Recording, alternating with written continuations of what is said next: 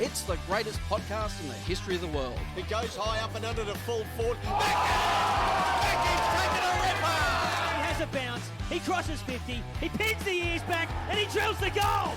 All the latest news and views from around the VAFA. Here's the big man! Big goal! He's done it again! This bloke extracts some of the finest from outside the arc. It's a long bomb from outside the arc! This is for the love of the game. You can tweet that and hashtag it bloody good. Hey everybody, welcome to For the Love of the Game. We're going to take a look back at round 8 action. We've had the Big V bye, the first of the Big V byes out of the way. We've had a weekend of footy to get ourselves back up and running again in Clubland. Matthew, Donald, Hugo Higginbotham joins us. And finally, gentlemen, we got a little bit of a blast of wintry Melbourne weather. It came at half time in most of the games over the weekend. Totally changed the complexion of all these games. Hugo went from free-flowing football at so many venues across town and suddenly it became a water park. Yeah, it was amazing. We were very lucky to be undercover at Caulfield there, Matty, calling that one. And that was, tale of two halves. It came to a lot more contested, physical, as it would have around a lot of grounds. But the ground at Caulfield there held up pretty well. There was good footy being played. You're back from Adelaide, mate. How was your experience over there? We haven't talked to you since then. No, it's good to be back in, and it's good to have you back here, Jace. But Adelaide was a wonderful experience, a terrific weekend away, some really good football, and nice to actually spend a bit of time with the players and the coaching staff. Don't often get to do that on game day with all of the other commitments, but it was such a unique experience and a wonderful occasion to be a small part of, and a great moment for all of the players in their careers. It'll be right up there with some of their highlights. So great for them to be able to represent the Big V in a different state and traverse the country to do so. But it was a fantastic weekend. And credit to you as well. You wrote a wonderful article. If you haven't read it yet on vafa.com.au, I suggest you do. It's all about the partnerships and the relationships that go on behind the scenes at Big V. It's not just about what happens on the field. What happens off the field really endures longer. Well, I mean, that was sort of my takeaway. Was spent a lot of time with the playing group and the coaches, as I said, and you get to know them a little bit more, and you get to sort of see what they all sort of bring to the table. And there are a lot of great partnerships, both between coaches and players, and throughout both the men's and the women's team. And to see all that sort of combining and come to the fore on the field on Saturday, it was great to see both sides of it. It was it was a terrific experience. It really was. Speaking of Big V, we now turn our attention to Saturday, July 11. We have 2 more Big V games to look forward to against the Goulburn Valley League right here at Elstonwick Park. So we've got Prem B to Division 3. That squad has been selected. We're going to talk to JARROD GIESCHEN, their coach, very shortly and run through that squad and get a little bit of background as to what's going on inside the camp. And Hugo, the Big V Under-19 squad, which will also be playing that day, has just been named. We're going to talk through that a little bit later. That's stacked with talent as well. Yeah, it's amazing. A lot of the kids playing Premier A men's and also playing 19. So it's a great competition, the 19s as well. Very close. So it's anyone can beat anyone on any given day. So it's great. So it's been a bit of an unusual season for Big V. We're having them across 2 different months, but it basically means we almost get 3 months worth of Big V content to talk about and get excited about. And we count down to, as I mentioned, July 11. More on the Big V later. Let's get stuck into William Buck Premier Men's round 8. As I mentioned, it was old-fashioned footy weather. It blew in mid-afternoon across Melbourne, and teeming rain lashed the grounds. It changed the games over, like during halftime. You ran in and you thought, this is what the game is. You ran back out after halftime, went, hey, throw all those plans out the window. This is going to be completely different. University Blues handed Old Brighton back-to-back losses for the first time since round 17 and 18 of 2023. They got that signature win that they've been looking at against the Tunners, who'd beaten them on 4 straight occasions. Uni Blues have been there and thereabouts, but just haven't been able to knock off the top teams, but they did on the weekend. Old Brighton's intercept game was very good early. The Tunners generated 8 scoring shots to 6 in the opening term, but they kicked 1-7, which in the end proved to be costly to 3-3, and they trailed by 8 points at the first change. Game opened up into a free-flowing affair before the weather hit in that second quarter. 10 goals kicked combined between the two teams. The reigning champs began to sort of control possession and use it to gain territorial advantage. Although it was the Tunners who kicked 6 goals to 4. Thoroughly entertaining game. They headed to halftime with a 4-point lead. Then the weather arrived. But credit to Melbourne, to Uni Blues, they still managed to maintain their pace. They kicked 4 goals to 1 in that third term. They adapted. They controlled the tempo, Hugo. They played really smart football. They used a lot of uncontested marking and meant their kicking efficiency was superior because they were just biting off easier kicks to just maintain possession, be very patient with their approach. And in the end, it worked really, really well for them. After half-time, they had 30 uncontested marks to 11, and it just allowed them to control the tempo and not hand Brighton back the football, because we know how good the Tunners are at punishing on turnover.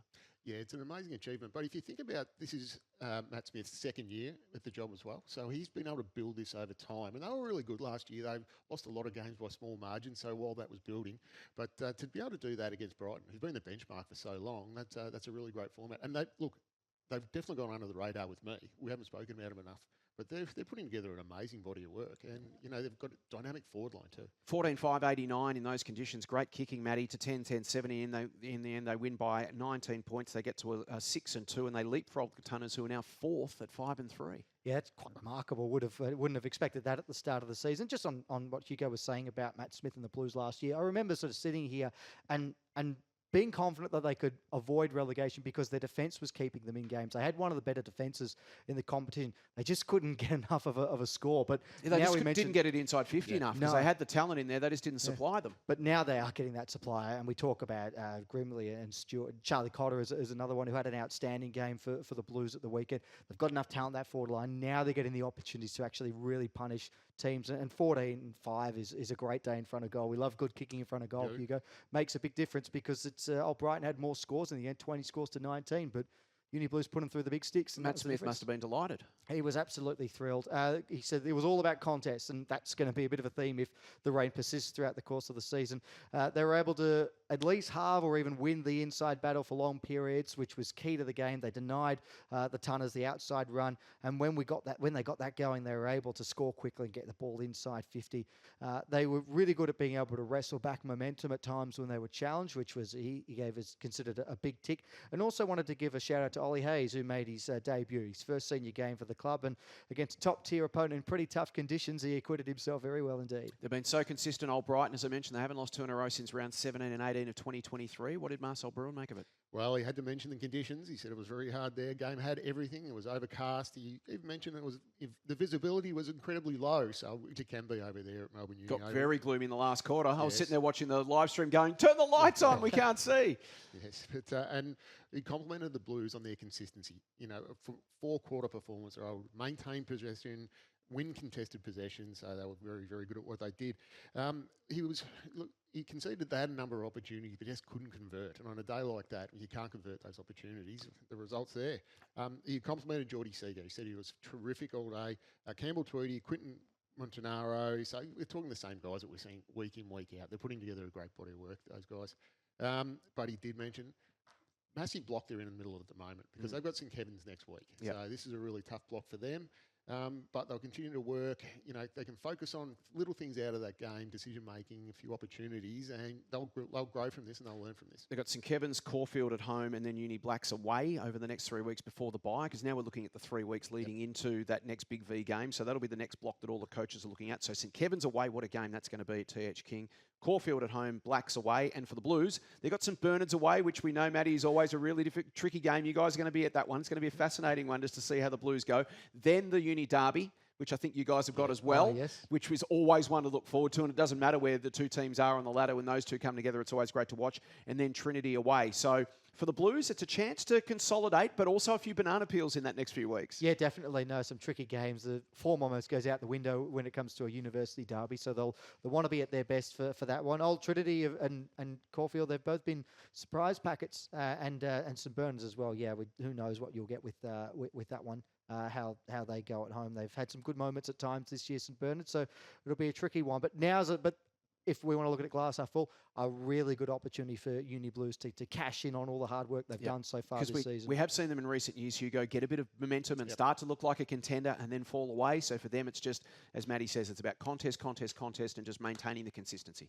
No, exactly. And they can't look at this next block as if games we should win, because each one of those, it's a week-by-week proposition. It can be availability, it can be how fit you are or top of the ground, but just tricky teams. Yeah, and that one I'm really looking forward to. The Uni Derby, no matter what, Blacks are better than a 2-win team. No doubt. There's great performances there, but that Uni Derby, it gets a cauldron atmosphere out there. Well, we'll talk about Blacks right now. Old Zabs maintained their one-game advantage on top of the table. They held off a persistent Uni Blacks who just kept on coming at them all day at a waterlogged Toorak Park. And the first half was free-flowing, just as it was at Melbourne Uni. The Storm then hit. Both teams managed to keep the scoreboard ticking over, though. It was an entertaining shootout 15 goals to half-time between the two teams. It was a really high-scoring game. Zabs led by a goal at the first change. Got out to 20 points when Charlie McIsaac booted his third goal midway through the second term. But the Blacks then lifted. They kicked 4 goals in 12 minutes against Zabs to hit the front. And Blacks actually led by a kick at half-time. Then the weather came through. A huge storm front. Turak Park was underwater. I don't know if you've seen any vision of it. Seriously, it was underwater in parts. And so the goals immediately became harder to come by. Julian Ganji kicked Zab's first major of the second half. That took 7 minutes. Then they kicked 3 goals in 4 minutes, and it handed the hosts a handy 3-goal lead entering time on in the third. And then Zabs, as they do, again, put the foot down. Another 3 in 3 minutes and cracked the game open. Suddenly, just like that, they were 35 points up at three-quarter time. The damage was done. Credit to Blacks. They kicked the last 3 goals of the game, the only 3 goals of that last quarter to get it back to 17 points. But it was Zabs, a 6th straight win to maintain their 1-game lead on top. 3rd straight loss for the Blacks sees them slide into the drop zone at 2 and 6. They've got a bit of work to do in the weeks ahead, and it's not going to get any easier for Dale Bauer's team. They're at home for the next 3 weeks. That's the positive, Hugo. But they play Old Scotch, who are now suddenly rejuvenated. We'll talk about them in a moment. Uni Blues in that derby we've just talked about, and then Old Brighton at home. So a big 3 weeks ahead for Dale Bauer and the Blacks. Yeah, you've got to take this 1 week at a time as well. You'll have to put everything into Scotch this weekend, because if we look at their form on the weekend, that's a massive statement. So, I mean, but you can't focus on what you've done in the past. You get some positives out of that. You've got to take each week at a time and just put everything into each game. What did Dale say about this performance against He's a man of Zabs? few words, Dale, but he said they gave themselves every opportunity to win the game. You can see that by such a good result at three-quarter time. He was happy with the boys' commitment, spirit, effort, and you can't fault that. You were able to execute at stages, what they've been working through, but need to improve on that a little bit. And he's confident that the win will come. It's just around the corner. And you can see that with that result. You've just got to keep the boys positive, got to keep them up, and you'll keep them focused on the now. 6 in a row for Zabs. They face Old Trinity away, Old Haileybury at home, and Caulfield away. So again, another bunch of those tricky sort of games coming up for Zabs. How's Dan Donati feeling about everything? Well, yeah, he said it was a tough and contested game against the Blacks. It always is, and Saturday was no different. Pretty tight for most of the day. They got the momentum in the third term, which is when the rain started to fall, and got a good lead off the back of that. Blacks came again late. That didn't surprise Dan Donati at all, but they were good enough to hold on for a tough and important win. Old Trinity, Old Zabs know full well what they're capable of. They got a big result against them earlier in the year, did the tees. And I just got to, this is unconfirmed, there was a rule change for this game at the weekend. I think umpires were instructed to penalise players who were swimming more than 15 metres with the footy. They won the toss and kick with the tide in the second half. How waterlogged it was. I've never seen anything like it in the VAFA. It's been a long time since we've had a ground underwater, essentially, Hugo. Yeah. I don't know if you saw any of it. It was ridiculous. It was incredible. Would you have had a bounce, Matty, in that? No. You couldn't touch the ball underground. It would have just popped up. We saw that at Caulfield, didn't we? Yeah, the water at Turak was amazing. Charlie McIsaac kicks another 6 goals. What a fantastic season he's having. The Zabs sit 1 game clear on top. Old Scotch, well, they breathed life back into their 2026 season. A stunning 47-point win over Old Trinity. Snapped their 6-game losing streak and handed the Tees their 3rd straight loss. In Friday's preview, we suggested this game had a bit of a whiff of danger game about it for Old Trinity. Scotch have been starting to show some signs in recent weeks, and so it proved to be. The hosts, Trinity, had an interesting approach, Hugo. They completely controlled the ball in the opening term. They had 138 disposals to 68. Keepings off, 52 uncontested marks to 9 in the first quarter. It was keepings off. But for all of that, Scotch had more inside 50s and won the quarter 2 goals to 1. Yeah, so look, that's obviously a set ploy that they wanted to try and do, retain possession, because they're probably trying to beat Scotch at their own game, because they've been famous for that for the last couple of years. But to not get the result on the scoreboard, that means you're falling down somewhere. So you're going back, you're giving away ground. That's the key, isn't it? If you're going to play that style, you've still got to be able to take ground, because if you're just going backwards and sideways, all you would do is end up getting yourself hemmed in the back line, and the team's happy to give you that. Like Old Scotch are happy to say, look, if you guys just want to hang on to it in our front half and chip it around amongst yourselves, that's fine by us. We're just not going to let you go forward. Well, they just wait for the turnover then. Yeah. What you have to do, if you're going to retain possession, you almost need to squeeze, and then you'll open up and exit. But if you're just spreading and holding the space, you've got nowhere to go. And that's generally what happens. So it was interesting. So in the end, despite all of that, 52 uncontested possessions, Scotch by a kick at quarter time. Mark Nat's been talking about how he's looking to fast-track the chemistry and the understanding amongst this young. It's been largely revamped. It's a very different-looking Scotch side to last year. And it suddenly clicked for the Cardinals in the second term. They seized the initiative. They kicked 5-1. They got out to 28 points up at halftime. They controlled that inside game. In the second term, Hugo, they managed to halve the T's uncontested marking. Still had 26 uncontested marks, the T's, but obviously Scotch started to get a little bit better at interrupting the possession chain and then punishing off turnover. More of the same in the third term. The Cards more efficient up forward. They kicked another 3-1, got out to 40 points up at three-quarter time, and they'd held the T's to just 3 goals in 3 quarters. Yeah, so look, what they've done is they've adjusted. So get to quarter time, you look at what's working for us, what's not working for us. Right? We're giving away the easy one. So what you do is you take away the easiest possession that they can get. So the closest player is generally the easiest, so they just went really hard with pressure, and pressure caused that. Yeah, T's managed to kick 3 goals in the last term to double their score tally for the afternoon, but Scotch also managed to keep scoring the other way. They kicked 4 of their own, got back onto the winners list, 47-point win, and that instantly pushed them from last to 7th. In just 4 quarters of footy. It just shows what incredible one afternoon in this incredibly tight comp can make all the difference to your entire season. And it was Will Clark and Charlie Cormack who were both outstanding coming back from Big V footy. So we talk about, they don't get the bye, they're going to be tired. Well, those 2 guys were absolutely outstanding. And another Big V returnee, Hugo McGlashan, was super for the T's as well. He had 34 touches. And is this the win that awakens the sleeping giant of Old Scotch, or was a one-off against an out-of-sorts Trinity? We're going to find out soon enough, because the Cardinals head to Melbourne Uni this week to face the Blacks, as we mentioned. The Blacks are going to be breathing fire as well. Then they've got St Bernard's at home. Then they've got Old Haileybury at home. So that's the run for Old Scotch. For Old Trinity, they've slipped a game out of the top 4 after such a promising start to the season.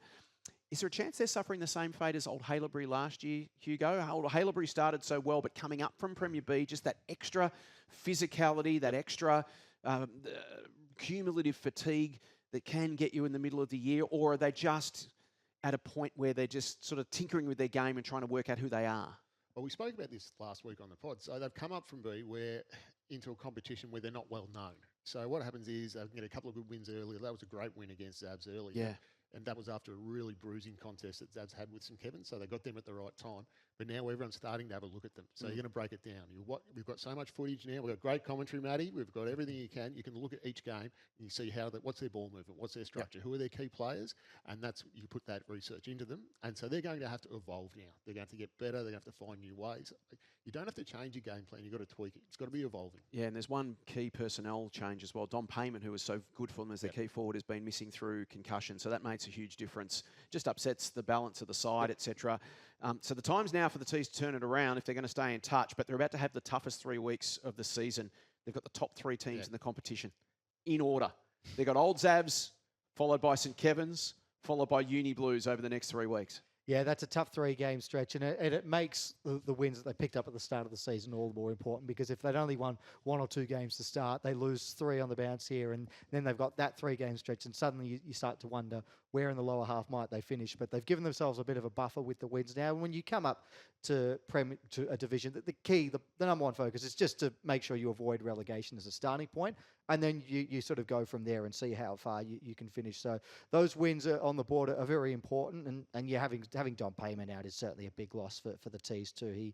We sort of saw the knock-on effect of his absence a couple of weeks ago when they played Caulfield. It means that you've got to move all your big men around just to try and find a winning combination. So when they do get him back, he'll be a big inclusion, will create a lot of stability throughout the side. But yeah, it's a tough 3-game stretch for him. Sure is. One of the teams elevated from Premier B last season, struggling in Trinity at the moment. The others managed to turn things around in fine style. And I'm not sure how many of us saw this coming, but Caulfield Grammarians have won 3 in a row now. They pulled away from St Bernard's in the final term at Glen Huntly Park.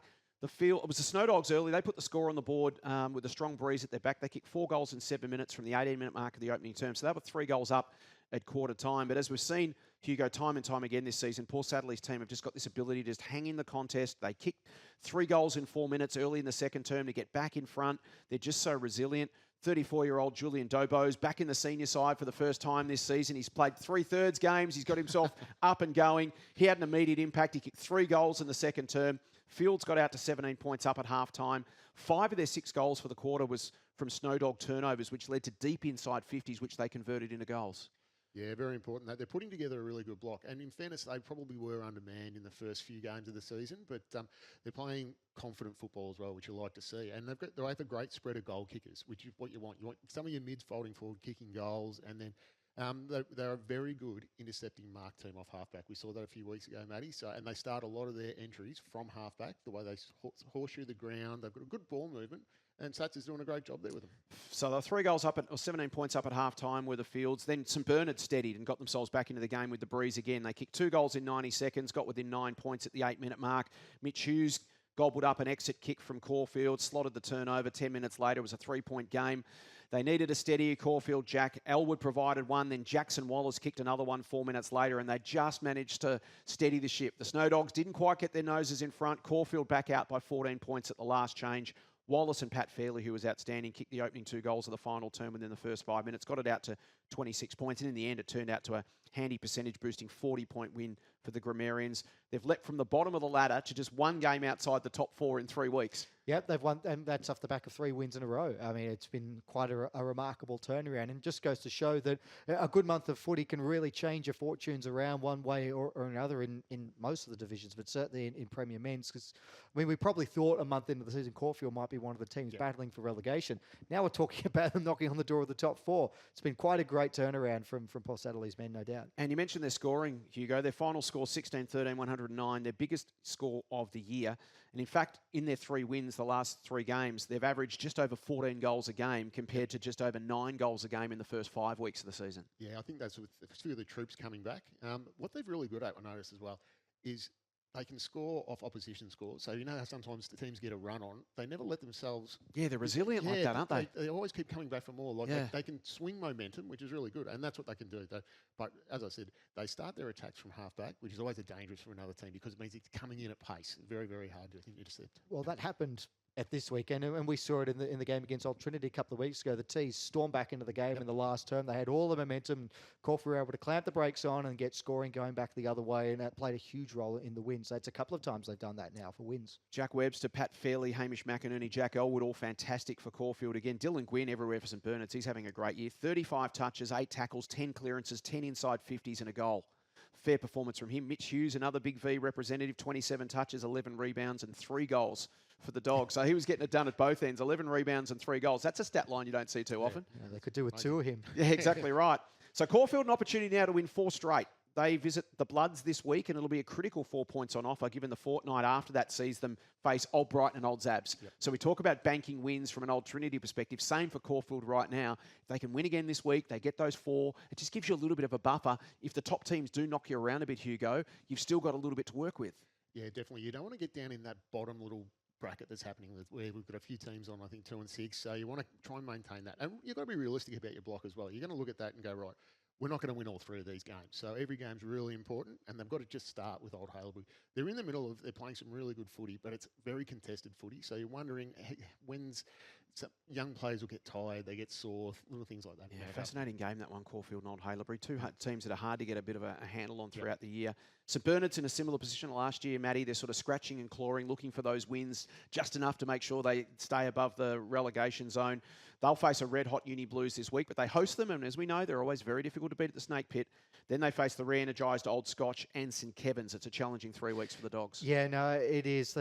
But as we've sort of alluded to a few times, it's really got to be 1 week at a time. It's just all about the 4 points on offer this week. What did Steve Alessio say about this performance against Caulfield? So he said it was a crucial game for them in the context of the season, but they were soundly beaten on the day. They let themselves down with disposal efficiency.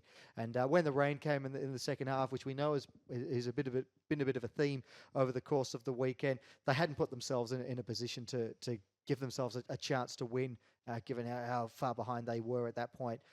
Caulfield's willingness to spread on the counter and force turnover and be able to convert from there made it really difficult for the Snow Dogs to be able to control the ball for extended periods. He said they had some solid contributors on the day, but just not enough from a younger group of players to get the job done against Caulfield. Sats would have been pretty happy, I'd imagine, Hugo. Yes, he was. He's always happy, Sats. But they lost the first quarter, but he thought that was a 5 to 6 goal breeze. He was happy with the way they went about it, so that was a positive sign for them. And they kept that intent for the full 4 quarters after that. The conditions, they dictated the style of play, but he was very happy with the ball movement, retaining a possession, and the pressure that they applied to the opposition. Also, too, he did mention Julian Dobbs playing his first game and had a major impact. So he's done it the hard way. You go through the thirds, into the seconds, and then into the seconds. I reckon it might have just been for a bit of match fitness. We know he's an absolute elite player at this level. And again, to be able to drop a bloke in at 34 years of age who's been there and done it and kicked hundreds of goals over the years, gee, what a benefit. But also, too, they're a young group, so to have someone coming in with that experience, like having another coach on the ground, and the players will look up to him. You've got that voice out there on the ground. You don't have to rely on the runner. They can direct the traffic, and the result was there. So very important player for them.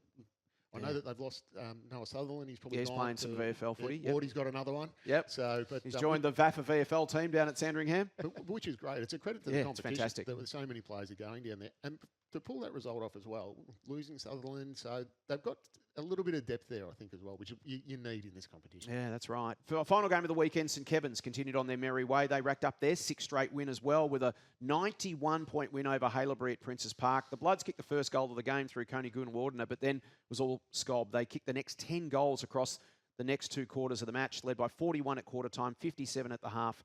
Their second goal didn't come, Old Haileybury, until 6 minutes into the third term. St Kevin's kicked another 4 in 8 minutes just to rocket away to 83 points. Margin got out beyond 100. Credit to Old Haileybury, they managed to kick a few. Darasekal and Sebi Stepanakis kicked a few late, but it was 91 points, Matty. St Kevin's largest victory since they put the winless D-Lar to the sword by 102 points in round 17 last year. They're 42 scoring shots. They kicked 17-25. The most they've had in a game since they beat Caulfield by 155 points in round 14 of 2023.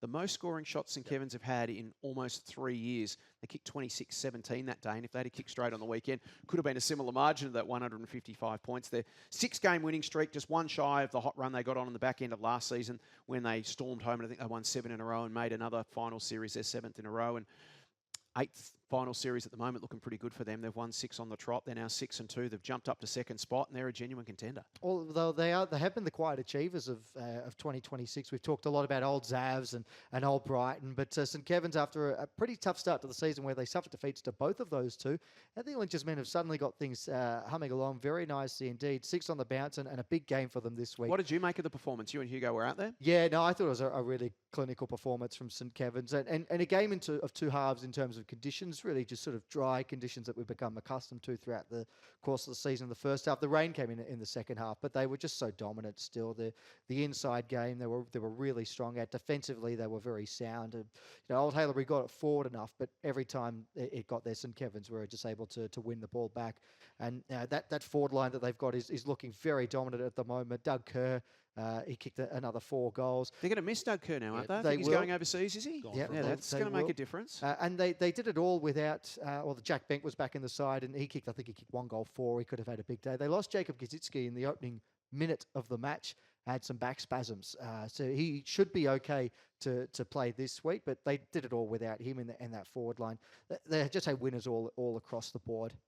It's their biggest ever win against Old Haileybury was one of the numbers that we picked up on, and it's the most behinds they've ever kicked in a match. Yeah, well, as I said, it's most 42 scoring shots is absolutely enormous against a team like Old Haileybury. What did you make of the performance, and how much of it was St Kevin's being amazing and Old Haileybury being a bit disappointing? St Kevin's were amazing. So I've seen a fair bit of St Kevin's, and I plug it pretty well. Luke Marnie's there now, so they're a different look St Kevin's.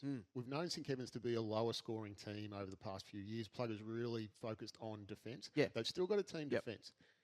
Luke Marnie's taken over ball movement, so Plugger's handed that reins to him, and we know what a great coach Luke is. And they're a different look now. They move the ball laterally, but then they move at pace. And then they've got a different look forward line. So they're not relying on, it used to be Paddy Kerr, yeah. Critchley, these guys. They don't care who kicks the goals. Now, Guy Martin threw 1 behind the ball straight away. So they were playing against a 7-man forward line for the whole day. They still had, I think they probably had 5 or 6 out of bounds on the full as well. So we're talking close to 50 shots on goal, I think, nearly. Yeah. And Angus Hart was happy to let him go forward, and then he just intercepted everything coming out. And as soon as he got the ball, they moved it at pace. So they're moving the ball very fast forward, so they're getting bulk entry. So they're going to kick some big scores this year. So they played 8 games. They kicked over 100 points 4 times. Yeah. So that's indicating that totally different DNA to the St Kevin's sides of previous years. And that was always the question. We always knew they were good enough to hold teams, but they were losing 8 goals to 7 or 10 goals to 8 or something like that. Now they've got the capacity, as you need in modern footy, to be able to have multiple gears and to attack when you need to attack and score when you need to, and then you can go back into your shell a little bit and defend. What was the main takeaways from Plugger after this performance? We spoke about coming out of the bye, so he was always concerned about that, so he wanted a good performance post-bye, and that's 8 quarters of footy they put together now, which is really good. So, you know, to get a 120-minute performance is what every coach wants. So he's got a few of those getting together now. And he understands that Haileybury are a different group from last year and younger, inexperienced players, but their best had challenged Uni Blues and Brighton, so they came prepared for that. It was a concern game for Plugger. We spoke to him on Friday. It was one of those ones he didn't want to come. Bit of a danger game? Yeah, always is, always are.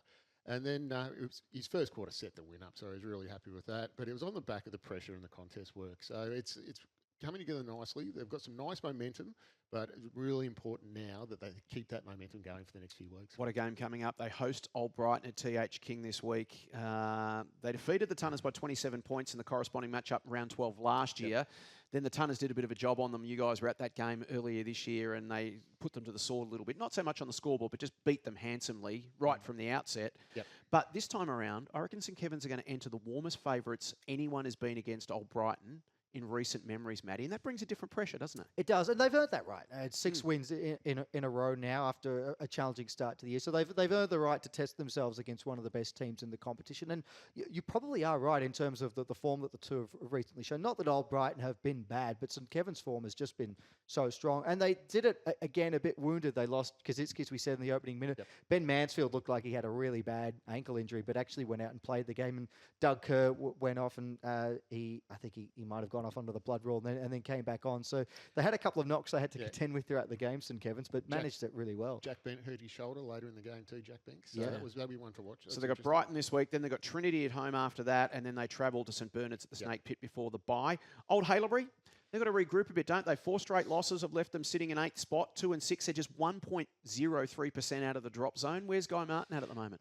So he said that Saturday was a real lesson for his team. It was always going to be tough coming up against St Kevin's. They'd made 7 changes going into the match, the Bloods, and acknowledge that St Kevin's are probably the best team in the competition on current form, but the inability to compete from an Old Haileybury perspective was really poor. St Kevin's just had their measure in all facets across the ground, and in terms of the conditions, they handled them far better, St Kevin's, so he was very disappointed with the result. So I spoke to Matt Armstrong a lot. We had him at half-time, great interview, and he was very, very open in the fact that they have struggled with depth over the last few years. So they've got a few key pillars in the process now. So one's recruitment, but the next one's retention. So they're the big things. I mean, we saw the result in their reserves. That was a massive result as well. So they need to build their 19s and their reserves. They're aware of it. They need to build the pipeline with the school, and they're working very hard on that. And they look at the likes of Zabs and Scob and teams that get these great feeders. Haileybury haven't had that traditionally, and that's where they need to get to. And they know that. They do, don't they? They need to be there. If you're going to be an A-grade team, that's the behind-the-scenes stuff you've got to put together. And you even look at some of the Premier B teams that are aspiring. Obviously, they're all aspiring to be A teams. But if you don't have that 19s reserves pipeline, you're up against it. And then by contrast, St Kevin's, the ends that they had, Tom Ferguson, George Demetra, Jack Bank, all on VFL lists. So that just sort of that hurts them the other way as well. So for Haileybury, they've got Caulfield this week, and this is a massive game for a couple of reasons, but particularly because the week after they travel to Zabs, and then after that they've travelled to Scotch before the bye. So again, these are the sort of games, the Caulfield, Old Haileybury games, we're talking about both those teams sort of being in the middle of the ladder, and you'd rather be heading upwards than downwards. What a game that's going to be this week, Haileybury and Caulfield. Yeah, one thing with that loss on the weekend, their percentage took a big hit, and that's going to come into play. I think they're down to 82% now. So that's starting to get down into that position where that could cost them later in the season. But it's also hard from a mental aspect to come back from a loss like that. Get the players up. Get them to training on Tuesday night. You've got to put it behind you. And I know, Matty, as we say, the players are like goldfish. They've got 3-second memories, but sometimes you don't. And something like that really hurts. And I was speaking to Dara Seckle after the game, who's been a stalwart for the club there. And I could just see how flat he was. But, and even the first one, he's always focusing on themselves and their performance. And he said, we just couldn't go with him today. So it was disappointing. You can see the disappointment there. And you've got to get off that. You've got to get that off you quickly. You've got to move on. You have to focus on this week because this will be this could be season defining this game this weekend for them. And again, a little bit, we sort of see it, we talk about it. If you follow F1, you hear drivers at times say, hey, he's not our race at the moment. The guy's directly in front of you. You're not actually racing against him. Right now, Haileybury aren't racing against St Kevin's. They're in a different race. Haileybury are racing against Caulfield, though. So you've just got to focus on the teams around you that you need to beat. The top teams are the top teams for a reason. And if they do give you a touch-up at times, you just got to go, okay, that's just realistically not where we are right now. Yep. We can't get too down on that. We need to focus on beating the teams that we need to beat around us, slightly above us, slightly below us, alongside us. Beat enough of those teams and you avoid relegation. Yeah, correct. Look, they are hoping to get a few players back this week, which they definitely will need, which will help out. But you don't want to get too negative on things, but you need to identify it. I know we're a very positive society now. We're focused on everything positive. You have to look at that game and go, right, where did we go wrong fundamentally? What was the one thing? Where did we turn it over? Was it always at half forward? Couldn't we keep the ball in our forward line? Where did the problems? They'll learn a lot from it. Yep, you can. I'm looking forward to seeing Haileybury this week and seeing what sort of performance they turn out against Caulfield. Maybe it'll be the spark that sparks their season. Let's take a look at the ladder before we move on to Premier B. Old Zabs sit a game clear still. They're at 7 and 1, 28 points. A game clear of St Kevin's and Uni Blues, both at 6 and 2. Now it's a full game back to Brighton on 20. They sit in 4th spot, so 2 games off the lead now. They're 1 game clear of Old Trinity and Caulfield, the 2 Premier B teams that have come up. They sit on 16 points. 2 games back to Old Scotch, who, as I mentioned, have jumped from 10th to 7th. Scotch, Haileybury, Blacks and Bernards, the bottom 4 teams, all on 8 points. That's how tight it is at the bottom of the table. So that's where that percentage comes into it. It's going to be very important later in the season. But that was a massive win for Scotch. So you got the top 4, you got the middle 2 at the moment sitting there, and then you got the bottom 4 all locked together. And then Old Scotch, Old Haileybury, Uni Blacks in particular, 7th through 9th. They're separated by just 1.17%, the 3 of them. Yeah, it's crazy. It's close. So much to look forward to. We'll come up with the tips and predictions a little later in the show for Premier Men's. After the break, we're going to talk Premier B Men's. That's next on For the Love of the Game. The VAFA Rising Star Award recognises the competition's most talented young players. Each week, the VAFA Rising Star Committee receives nominations for 1 male and 1 female player aged 20 years or under who played no more than 7 senior games before this season.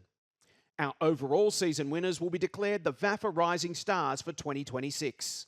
So if your club has a young gun making their mark, nominate them now at media@vafa.com.au. This is For the Love of the Game. It's time now to talk Premier B Men's, one of the tightest competitions, certainly in the VAFA, but not only the VAFA, Matty, but the entire Victorian local football system. Prem B, I think, ranked in the Herald Sun rankings recently. I think number 2, was it number 2 or number 3? Might have been 2. The second tightest suburban football competition in all of Melbourne in 2026. We're going to start at Chelmsworth Park, and let me guess, it was tight. Yeah, it was, Jace.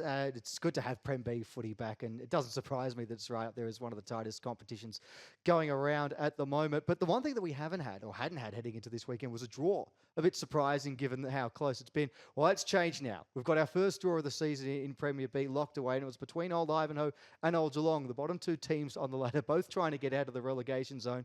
Neither able to get over the top of each other in the end. It finished a draw 11-11, 77 apiece at Chelmsworth Park. Old Ivanhoe actually led for pretty much the entire day, but then Old Geelong took the lead in the final term. They kicked the first 3 goals of the final quarter to get themselves up by a kick. Tyson Nagel, though, for Old Ivanhoe, levelled the scores at the 33-minute mark of the final term. Talk about cutting it fine.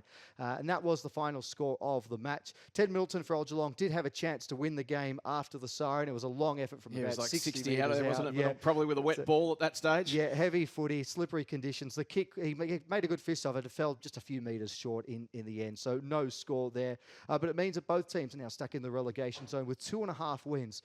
They're only half a game outside of the relegation zone. So it is very close in Prem B at the moment. And that's sort of where we are as we were, despite the 2 teams going hammer and tong at it for 2 hours. What do the coaches have to say? Because it's one of those ones, Hugo, you know, when you walk away from a draw, always feels like one team feels a bit stiff and the other team feels a bit lucky to actually come up with it. But in this situation, Ivanhoe was sitting on a lead, then Geelong took the lead from them and then coughed the lead up at the end. Yeah, so you get a problem with coaching as you go back and you look at the little sliding door moments, the ifs and buts. But in the broader scheme of it, you probably got to focus on the positives, try to get something out of that, and you've got to move on really quickly because these are the ones you can think of late at night. But look, they both had their chances, and 11-11 apiece. You don't get that very often, do you? Usually one team's kicked a lot of behinds. Yeah, someone's got 10-17 yes. and they walk home cursing.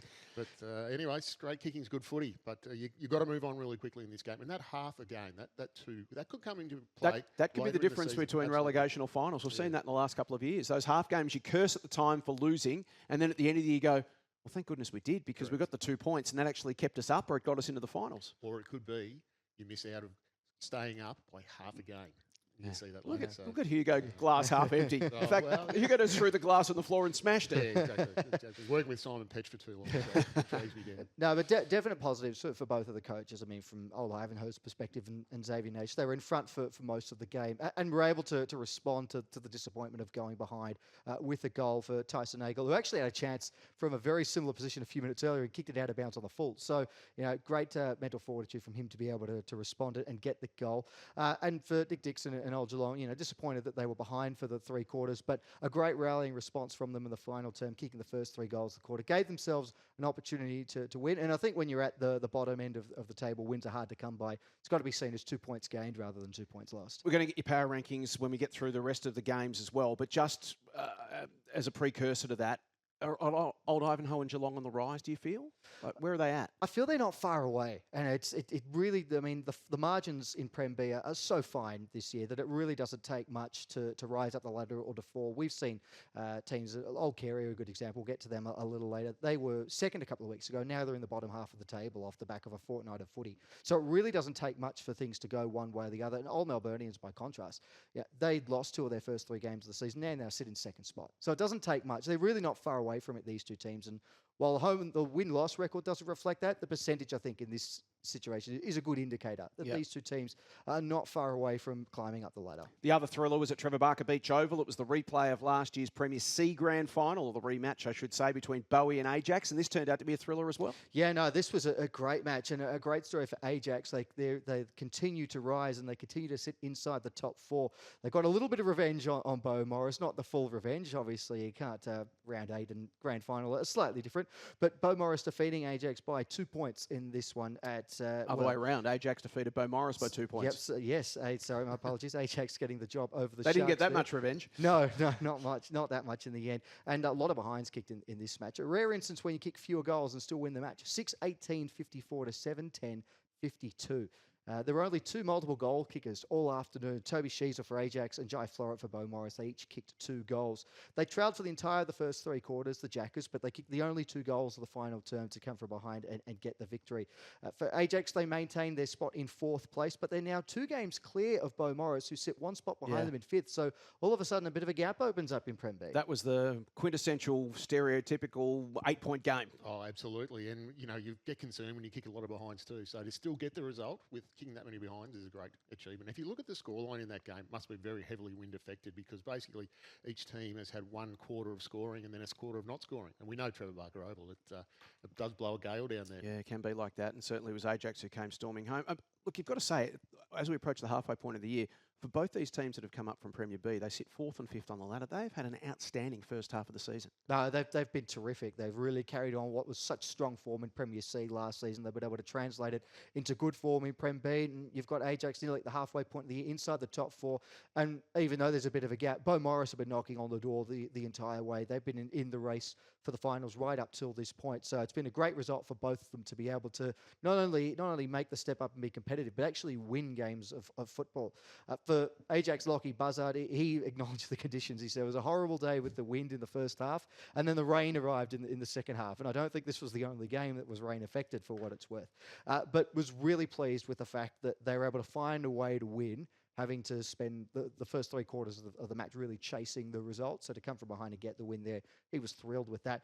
For Josh Burke, he said the result was a bit symbolic of how things have sort of gone this season. He said we're forever the bridesmaids at the moment. They've been in games, but just haven't been able to get the job done.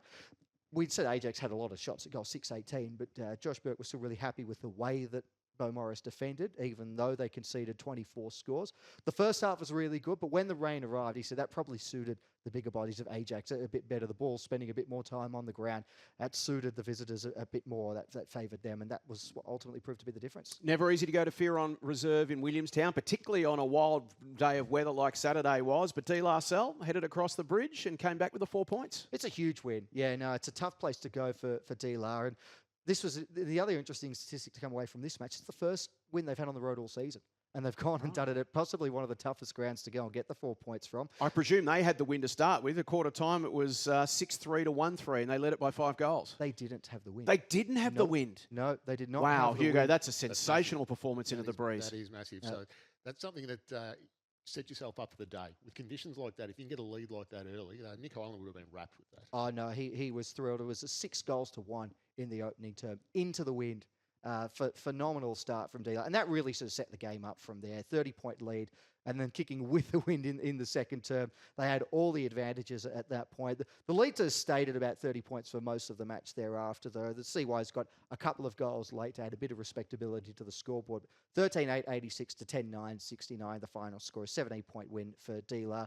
Luke Healy, Adrian Indovino, and Nicholas Leontaritis each kicked 3 goals for the visitors, so they shared the goal kicking around. Dealer now move up to 3rd place, courtesy of the win. Williamstown fall to 7th, and they're just half a game clear of the relegation zone. So despite being reasonably competitive, they're not too far away from the drop C-wise, which gives you, again, another indication on this campaign. And Nick Hyland, we sort of mentioned, he was thrilled with the fact they were able to get the win, how they got it, and the fact that they were able to get the monkey off the back of the win on the road. They made it a real focus going into the game that they hadn't won on the road all season. They really wanted to get the job done at Fearon Reserve, and the first quarter was the one that he pointed to. Might be some of the best football we've seen in Prem B all season, to kick 6 goals to 1 into that breeze. And there's a skill to that, Hugo, isn't there? There's a skill and a strategy to it. To know that you've got a team that knows how to not only hold, but can actually attack into the wind and put goals on the board, that gives you enormous confidence. Yeah, definitely. Something you can go back to later in the season. But what I have noticed with DLR, with a bit of insight there, is they've stabilised their team over the last few weeks. So they're getting that good connection. And playing into the breeze, you have to have that good connection, because long down the line just doesn't work. It's too easy for the opposition. So you have to know, you almost have to know that there's going to be someone there and make that move early, and then it comes off. And then it becomes a chain, and you get that chain up the ground. You can't kick long up the line into the breeze. And a couple of names that that Matty mentioned there in Indovino and Healy, we know they are both very good players, even at Premier Men's level. So to have those guys in form, kicking goals, makes a huge difference. Yeah, well, Adrian Indovino's been around a long time, so that's the experience. Whereas Luke Healy, he's only young. I think he's only 20. He could have played 19s last year, and we remember got him into the A grade competition with that hand of God, they called it, against, I think it was in the semi-final. So it was amazing. So he's a big player. He's going to kick a lot of goals in his future. Let's look at OMs versus Old Carey. Wasn't sure what to expect. Old Carey's been a tough one to get a handle on this year. They've been good and bad. This game here at Elstonwick Park on the weekend, and in the end it was Old Melburnians 12-18-90, defeating Old Carey 5-4-34 by 56 points. That's a huge win for OMs. Yeah, they kind of mirror each other. Old Carey started the season really well, but have fallen away since, and Old Melburnians had a slow start to the season, but have really picked things up since. The OMs kicked 6 goals to none of the opening term. That was pretty much the game there, and then, as you say, 30 scores to 9 in the end. They totally outplayed the Panthers. Jonathan Marr was probably the best player for the OMs. He had 21 touches and got the 3 goals. Sam Neem was terrific for the Panthers in defence. 33 disposals, 16 rebounds at a defensive 50. So he gave it his very best. For the OMs now, they sit in 2nd place on the ladder. They've snuck up on the competition a they bit. really have. Now won They're the best of the rest at the moment. They are at this stage. They've won 4 of their past 5. So we're given how even it is and how it kind of feels like just once you got things ticking, you suffer a loss in Prem B. Their last month and a bit of footy has been really good. And for Old Carey, they've now fallen to 6th there with a handful of teams that have a 3-5 record. So a bit of work for the Panthers to do to try and get things back into gear. And from an OM's perspective, new coach, James Byrne, takes a few weeks to just bed a game plan in, and it feels like over the last month or so it's started to gel. Well, the proof's there. I mean, to have that run of wins. And then the big one is to come out of the bye and continue that form, because coming out of a bye, you're either going to continue that form or it'll drop away, or there won't be the focus there. So it's proof that it's really working there. Well, the team to beat in Prem B at the moment is Collegians. 14-17, 101, defeated Old Camberwell 5-3-33, 68 points the final margin. They continue their unbeaten run. They're 8-0 and with a percentage of 177.5. They've been outstanding. They've been terrific, and I mean, into the bye, they were the team to beat. Nothing's changed since then. Although it was quite interesting. At halftime, they only led by 6 points. It was a very even first half, but the Adelaide just put their foot down after the main break. 10 goals to 1 in the second half to run out that big win in the end. Scott Bealby, he kicked 3 goals for the hosts. He led the way. Caleb Franks, 34 touches and 10 clearances as well for the Lions.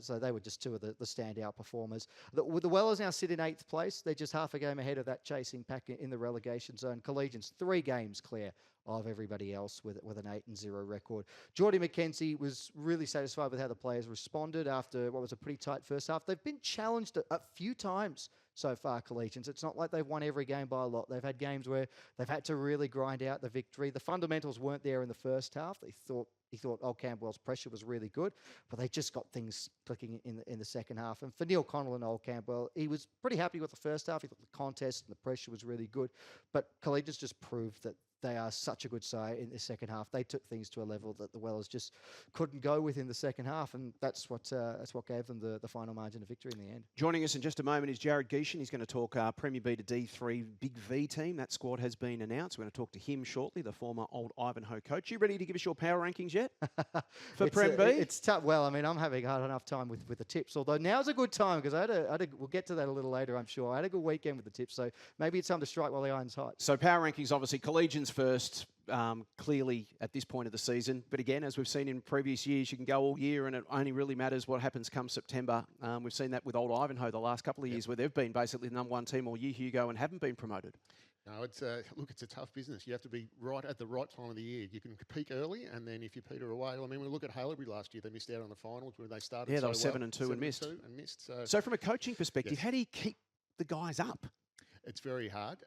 You try and put it into blocks. So you train them harder and expect a few poor performances, and then you have to, it's like a marathon race. You've got to be on top of the ground at the right time of the year. So you try and give them a few nights off during the year and then target specific players. You have to change the voice at training because it just becomes white noise to the players. So you've got to be doing things evolving as you go through. And from a disciplinary side of things, in terms of continuous improvement, there's a challenge there, isn't there? There's a line that you've got to walk between being able to highlight things that, hey, we didn't do this particularly well on the weekend, guys. We might have won by 10 goals, but we didn't do this aspect of the game well.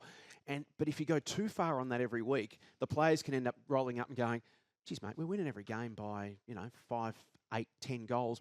Every week you're still pounding us about stuff we're not doing right. It's that balance, isn't it? Yeah, it is. It's all in the messaging. When I was a young coach and we were going really well, winning every week by 200 points, you'd go too far because you're a perfectionist and you want the best for the players, but it's getting that message across. So as I went along a little bit, you start to relax it a little bit more, and then you try to focus on just a couple of little points here and there. But the one thing you have to do is change things up regularly because the players become bored. They're just only natural, especially nowadays. If they sit down by themselves for 2 minutes, they'll have their phone in their hand because they need that stimulation. And you have to do the same thing with training. So it's small focuses, and then you do, and it's very hard for me, but you have to be very positive as well.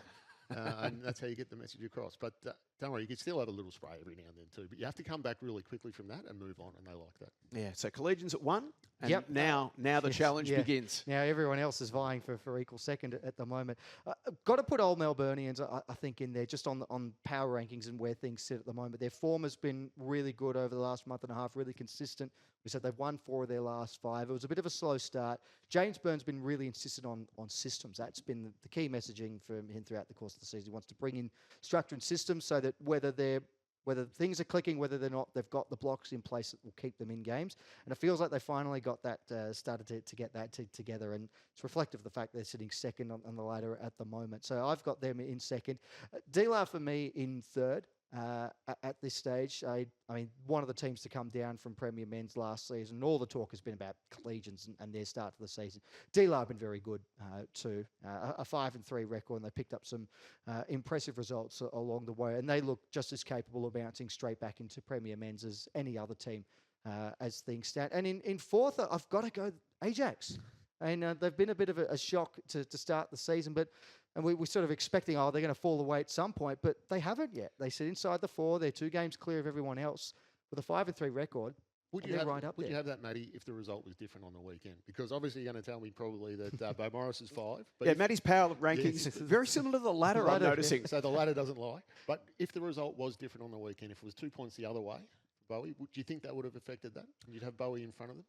Still think I would have Ajax. Okay. I think Bo Morris had a really good. In fact, both teams had a really good start to the season. But I think then Ajax have been a bit more consistent in their performances, and I mean that's sort of where the tiebreaker is for me in the fact that they've just been a bit more competitive in a couple more outings compared to Bo Morris. It is very close though, and that shouldn't surprise anyone given the way the ladder stands. It is a very tight power rank because it could change next week. Yeah, absolutely. And then the bottom 6 is Bo Morris, Old Carey, Willie, Old Camberwell, Geelong, Old Ivanhoe. That's the order in which they are in the ladder. Is there anyone there that you look at and you feel like they're maybe out of position where they kind of fit in the overall scheme of things that you can see an Old Ivanhoe, an Old Geelong or someone like that actually rising up and potentially, either knocking on the door of finals or finishing sort of mid-table? Anyone you sort of feel like is out of position at the moment or has potential to move? I feel like Old Ivanhoe do have it in them to climb out of the relegation zone. We're still sort of waiting for things to click with them, but it does feel like they're not too far away. And I could say that for a few teams, but they are one that does look out of place. The other one is Bo Morris, though. I mean, if we just look at sort of where things sit with them, a 3-5 record, but a percentage of 104. And you wouldn't get too many teams that have a record like that where they're so far behind the win-loss but have a positive percentage. So, I mean, to be 2 games outside of the top 4, I feel is a little harsh on them. They haven't been a 3-5 team to start the season, but that again is just the evenness of the league. So, wouldn't surprise me to see those 2 teams climb. I mean, in a fortnight's time, it could be completely different. We could be looking at 2 other sides, but they're the 2 that I think, are a little bit harsh in terms of where their record currently has them sitting. What about Carey, Matty? Do you think they've underachieved a little bit? Because I had them right up there at the start of the season. I thought they recruited well. They were a really good team last year. Do you think are they one that could possibly sneak up and be knocking on the door of the finals? Or do you think it's going to be tight in that middle block? I mean, well, yeah, it will be tight. It'll almost certainly come down to percentage in terms of double chance and final. Well, no one could get any collegians aside and OMs in the last month. It's impossible to get momentum because the games are so tight every week. Yes. You play well and you win. You play well and you just lose. You play well and you just win. To sort of string together games is incredibly difficult, isn't it? It's almost impossible. Yeah. Yeah. But Old Carey proved in the opening few weeks that they can do it. Mm-hmm. They've been on a bit of a slump since, but we know that they've got the cattle to really contend at the top end of the table. Could it be something that we know it's coming in the next month to 6 weeks? The Tullamarine flu is getting around. Could it be? Could Definitely that could be a factor. Could that be a factor in something? That might have to. Yeah, that might be the deciding factor. Yeah, in the end. Look, whatever happens, there's going to be 2 very unlucky teams dropping from Prem B to Prem C at the end of the year. Yep. And it's going to be hard for Prem C teams next year to have to cop whatever the 2 teams are that go from B to C. They're going to be very, very good teams. It's going to be fascinating. Well, the other exciting news for Prem B, of course, is the Prem B to D3 Division 3 side. The Big V team is going to be in action against Goulburn Valley on July 11. So that squad has now been selected, and the man who's leading that team is the Old Ivanhoe coach from the last few seasons, JARROD GIESCHEN. Geesh, welcome. Thanks for your time. G'day, Jason. G'day, Hugo. G'day, Matty. Yeah, thank you. It's great to be able to speak about this. We've been doing a lot of work for a long time on it. Yeah, it's great to have it all out and about now, and what an incredible squad. We'll get to that in just a moment. We've just heard Matty's power rankings about Premier B. We've been talking about how incredibly tight the competition is. Obviously, you've been watching Premier B games live and on tape all year, so you're as across this as anyone. No surprise at all the comp's this tight, is it? I mean, it's been like this for the last couple of years. Oh, absolutely. I mean, you've obviously got collegians who have come down after being very unlucky to be relegated from Premier A. But after that, Melburnians sitting second on 20 points down to Geelong and Old Ivanhoe on 10 points. It's unbelievable how close it is. Who's the surprise packet for you so far? I guess we all were expecting collegians to be a pretty dominant team. They've certainly met all of those expectations. But from 2 down to 10, anyone who's pleasantly surprised you and anyone who you think, I reckon they've got some room for improvement. They're a bit low from where I had them. Obviously, coaching in Premier B for the last 2 years prior to this one, there's 2 teams that have left and 4 teams that have come into the mix, with the 2 down from A-grade collegians and D-La, but then the 2 coming up, Ajax and Bo Morris. So those 2 teams I probably hadn't watched as closely last year. The real surprise packet to me has been Melburnians. If you had told me that they would have lost, Matty Nichols, who I haven't seen play at all this year, new coach come in, and kind of where they finished around middle of the pack last year, for them to be second on the ladder and take some scalps in the early part of the year, they're probably the surprise packet, as well as Ajax, obviously, that have probably improved a lot with their young list. The sleeper, I'd say Old Carey. If you have a look at them, I don't think they've had their best 22 on the park this year, so they probably have a bit of upside once they get going. And obviously, although I'm in a neutral position now, I still love that brown and white team. So hopefully they can get some form over the next 6 or 7 weeks as well. Let's turn our attention to the navy and white team, the Big V. You've got the Premier B to D3 squad, and you've got training, which starts tonight, which is exciting. Tell us a little bit firstly about what coaching this Big V squad means to you and to your dad, Jeff, who's going to be joining you alongside as you've done at Old Ivanhoe in the last couple of years. It'll be a family affair. Yeah, look, it's something that you obviously don't take lightly. I mean, representing our great competition, I've kind of been involved in it as a player and a coach my whole life, and I'm so proud of what the VAFA stands for and where the competition sits. So to be given responsibility to lead a group to take on a really strong competitor in the Goulburn Valley is something that I'm extremely proud of, but also feel a lot of responsibility to make sure we get the squad in order. To do it with Jeff is just something that it's a privilege. Him and I have worked together for the last 8 years at Old Ivanhoe, but obviously I grew up following his footy career, so to still be doing it at age 69 and fighting fit. And so passionate still, isn't he? He's just so passionate about it. We caught up with him at the Big V lunch. He couldn't wait. I reckon you asked me my thoughts on Premier B. You should ask Jeff his thoughts on D3, D2, D1, CB, the Goulburn Valley. He's all over it. So we're really looking forward to it. Jared, congratulations on the honour. It's a big achievement to represent your state. Curious when it comes to building a squad like this, when you were sort of picking the players, and you've still got a bit more narrowing down to do, but what were you trying to sort of look for when it came to selecting the players and compiling that squad? Yeah, look, it's a really good question. I think, obviously had spent a little bit of time talking to Luke Marnie, who's someone I respect a lot, and, spent a fair bit of time reviewing the game from last year. And you think, well, that's your starting point. There's kind of 23 to 25 players that was in that squad that's done the right thing last year and won, overtime against Bendigo. And you start with that, and you might need to make a couple of little tweaks. But when you start to dig a little bit deeper, you realise that a lot of those players have either moved up a grade, down a grade, moved out of the competition. So really, we had to start with a blank canvas. And what we did was basically from the knowledge that we had of the competition, the whole coaching squad, but then also looking at teams of the years and other things that had happened, we started with a list of putting players in rankings in positions. So we had key backs, running backs, lockdown backs, wingers, midfielders, and we started to seed players. And then the nominations came through. And really for, D1, D2, D3, where there's not a lot of footage of players, we just had to actually hit the pavement and get out there and watch footy, talk to the coaches, and away we went. So we really looked for picking players in particular roles that were in form, that were fighting fit. And then if they're in the leadership group of their teams, that was also something favourable for us because we know that they've probably been voted by their peers as great characters as well. If you love manager mode in FIFA 26 or you love football manager or one of those things, this is the job for you, Hugo, because it really is, as he said, you've got to get out and pound the pavement. You've been through this process. Yeah, no, I was lucky enough to be involved last year with Marnes and the crew, and we did have that great win up there. So no pressure, Geesh, when we're handing over to you.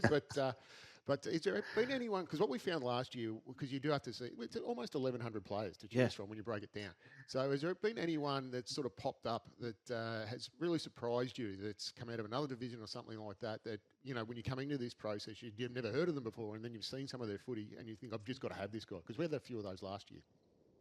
Yeah, absolutely. There's probably like a lot of them. So at both ends of the spectrum. So I think there's a couple in D2. We've got Patrick Karacha and Luca DeLello. They're 1 and 2 in the respective goal kicking in that comp, and they're both young guys that are on their way up, and they're both highly talented. So it was really exciting to see how their seasons have emerged because Luca was new to Melbourne High School. He'd been at Uni Blues prior. And Patrick's played a little bit at Calder Cannons and got a good junior pedigree. So they're both have really surprised us, and we're really excited about having them They're both in the right squad. they're both right up the top of ton watch too. We were about to talk about them. Patrick kicks 39 for the year. He leads Luca by 1, who's kicked 38 for the year. So you're right, Guiche. They're in great form, and that's obviously a key part of it as well.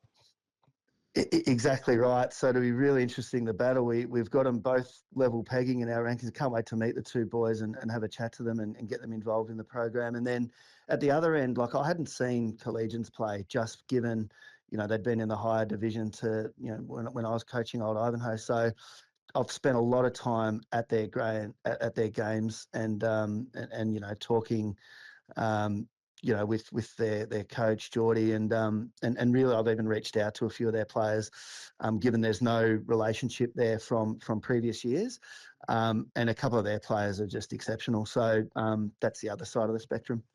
From a style of footy, what are you trying to build, Guiche? Because obviously you've got to bring all these guys together in a very short period of time. It can't be too complicated. They all know how to play footy. It's your job to sort of mould them into a cohesive unit.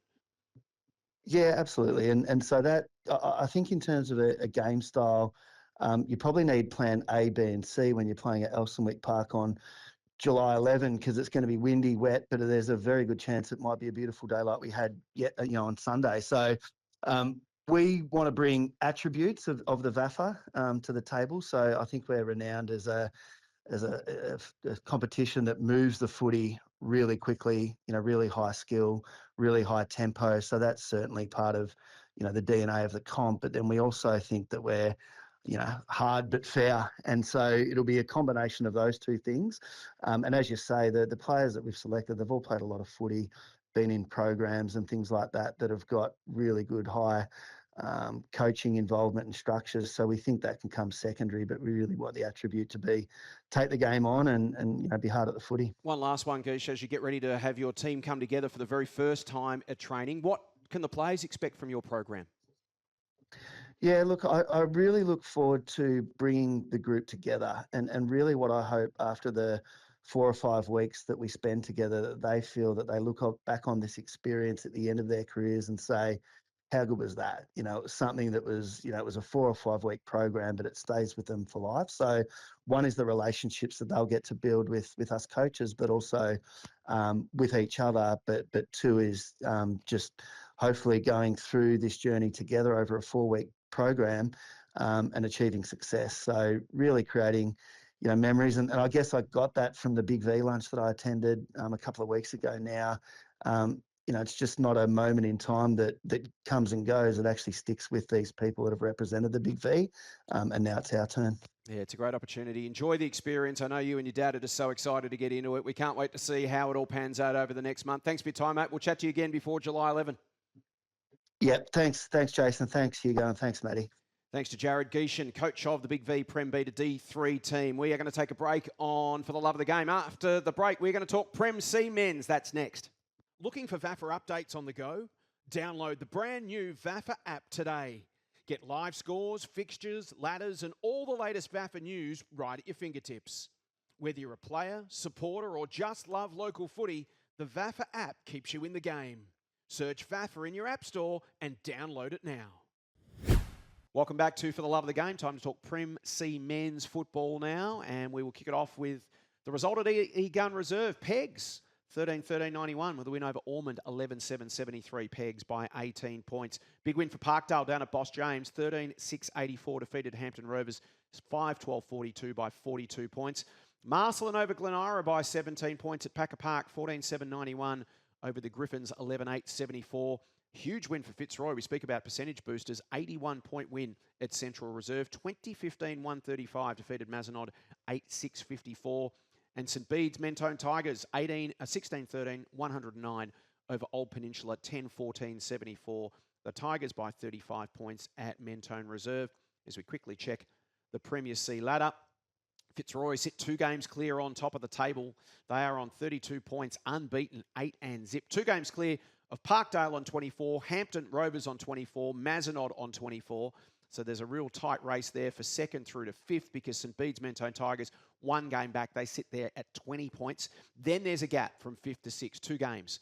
Back to Pegs on 12. A game further back, Marcelin and Glen Ira, Old McKinnon on 8, and then Ormond and Old Peninsula on 4 points apiece. So the Roy's 2 games clear, but then a real gap between second and fifth, just 1 game between them, then the gap to 6th. Yeah, and then if we look at Division 1 now, and the close one was between Oakley and St Mary's Salesian. Oakley getting up by just 5 points at Ferndale Park, 12-15, 87-11, 16-82. Paran were too good for Brunswick at Gillen Oval, 12-13, 85-5, 5-35. And then a couple of big results, a few big results, in fact. Preston Bull Ants, far too good for Old Yarra Cobras, 16-23, 119-4-3, 27. Parkside were too good for UHSVU, 17-19, 121-5, 6-36. And then Q with a 3-figure win over Monash Blues, 17-23, 125-3-3-21, a 104-point win there for Q. And it means as we look at the ladder now, Preston Bull Ants still a couple of games clear. They're 9 and zip to start the campaign. Parkside and Paran separated only by percentage, just 3.28% separating the two sides with a 7-2 record. Again, back rounding out the top 4 is Oakley with a 6-3 record. 1 game behind them. Q move up to 5th. St Mary's Salesians now with a 4-5 record dropped to 6th. Brunswick a game behind them in 7th spot. Monash Blues and UHSVU each have 1 win to their name. Monash Blues are half a game ahead of UHSVU, and then Old Yarra Cobras rounding out the ladder, still looking for their first win of 2026. Talk Division 2, Hugo. Give 2 big results in this one this week. So Whitefriars continue on their merry way. 12-10-82 defeated Aquinas 8-9-57. Then the big result of the round. West Brunswick 13-13-91 defeated Canterbury 11-13-79. And then the Wickers 6-14-50 defeated North Brunswick at 5-10-40 to get back on the winners list. And then Powerhouse 11-11-77 defeated Melbourne High 6-10-46. And then to round us out, Terry Penola 6-10-46 defeated South Melbourne 4-13-37. Huge win for West Brunswick, sitting 6th on the ladder. They've knocked over the league leaders Canterbury. So Canterbury now 7-2. They sit on 28 points. It's a 3-way tie for top spot in Division 2 at the moment. All on 7-2. Canterbury, Powerhouse and Whitefriars. Then a 2-game gap to Elstonwick in 4th and MHSOB in 5th. They're both on 20 points. 1 game further back to West Brunswick and Ferry Penola. Another game to South Melbourne on 12. Then Aquinas on 8 and North Brunswick on 4. That is Division 2 men's. We have a look at Division 3 men's. Of course, playing round 9. They played through the weekend in Adelaide. So 1 really tight game and 1 clear winner in this one. Richmond Central's over Latrobe by a point. 7-12-54 to 7-11-53 at Latrobe University. In the other game, Wattle Park 8-15-63 defeated Hawthorn 4-5-29. And Albert Park had the bye in that one. So there are four teams in this division. Wattle Park on 28 points. They're 7 and zip. 1 game back to Richmond Central on 24. Then Hawthorn 16, Latrobe on 4. Albert Park yet to win a game. That wraps up our men's coverage. VAFA men's for the weekend. After the break on For the Love of the Game, we're going to talk VAFA women's. We're going to be joined by the Big V coach, Tom Purcell. That's next on For the Love of the Game. VAFA Media has risen to another level in 2026 with more live stream and radio coverage coming your way every Saturday. Enjoy our award-winning VAFA SEN Match of the Day radio call on vafa.com.au and the SEN app from 1:45. Plus a host of Premier Men's matches and our Under-19 Premier Match of the Round streaming every week on Community TV, along with more live and free matches from Premier Men's and Premier Women's streaming on vafa.com.au than ever before. And don't forget that every game from Premier Men's, Premier B, Premier C and Premier Women's can be enjoyed on demand in full every week at vafa.com.au. Saturdays are for the VAFA. Catch the action live on the VAFA website, Community TV and the SEN app. Welcome back to For the Love of the Game. It's time to talk VAFA women's footy now. Before we get to round 8 action and review what happened over the weekend, we want to go back a step further to that wonderful Saturday in Adelaide a couple of weekends ago at Norwood Oval when the Big V ran out to do battle with Adelaide Footy League. Joining us now is their victorious coach, Tommy Purcell. Tommy, thanks so much for your time as always. Thanks, Jason. Good to be here. G'day, boys. Mate, the dust is now settled on the experience. It was a whirlwind 5 or 6 weeks. It was a hectic time for you, juggling everything. Now you've had a chance to sort of get back to Melbourne and catch your breath and just process the whole experience. What did you make of it? Oh, it was awesome. Such a great privilege to coach those women in that game of football. I wish I had another game. I came back and said, "Oh, what's next week?" Yeah, the whole rep footy was just a great experience for me, being the first time, and I was so proud of the football that the girls played together. A really good team football. Tommy, congratulations on the honour and the victory. It was a phenomenal performance by you and the girls.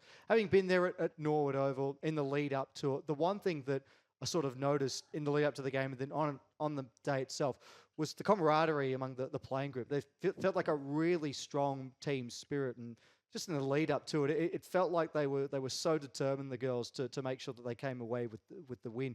Could you feel that sort of team spirit throughout the weekend? Because certainly from where I was, it was quite noticeable. I could feel it. I really could, but you never know on the day. It's it's a one-day game, and you've got to really make sure that you can play your best footy. So you're going in there confident. But I really could feel it with the girls. There's 13 debutants, and the preparation for the game, they really wanted to wear the Guernsey. They really committed to training, and I think that came on the day. And their parents came over, and their friends, and their club team members, and then our experienced players that have played a lot of football.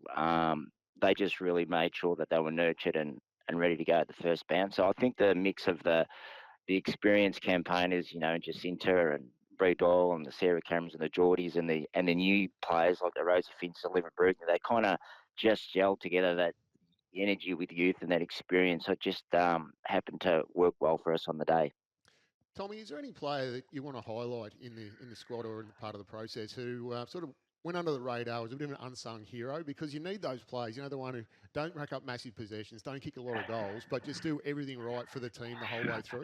Well, it's a dangerous question, Hugo, because it really was a team performance, wasn't it? But look, I was really impressed with Olivia Brilliant and Rosie Finster on the wings. For young players coming into the team to represent Victoria for the first time, I thought they were outstanding.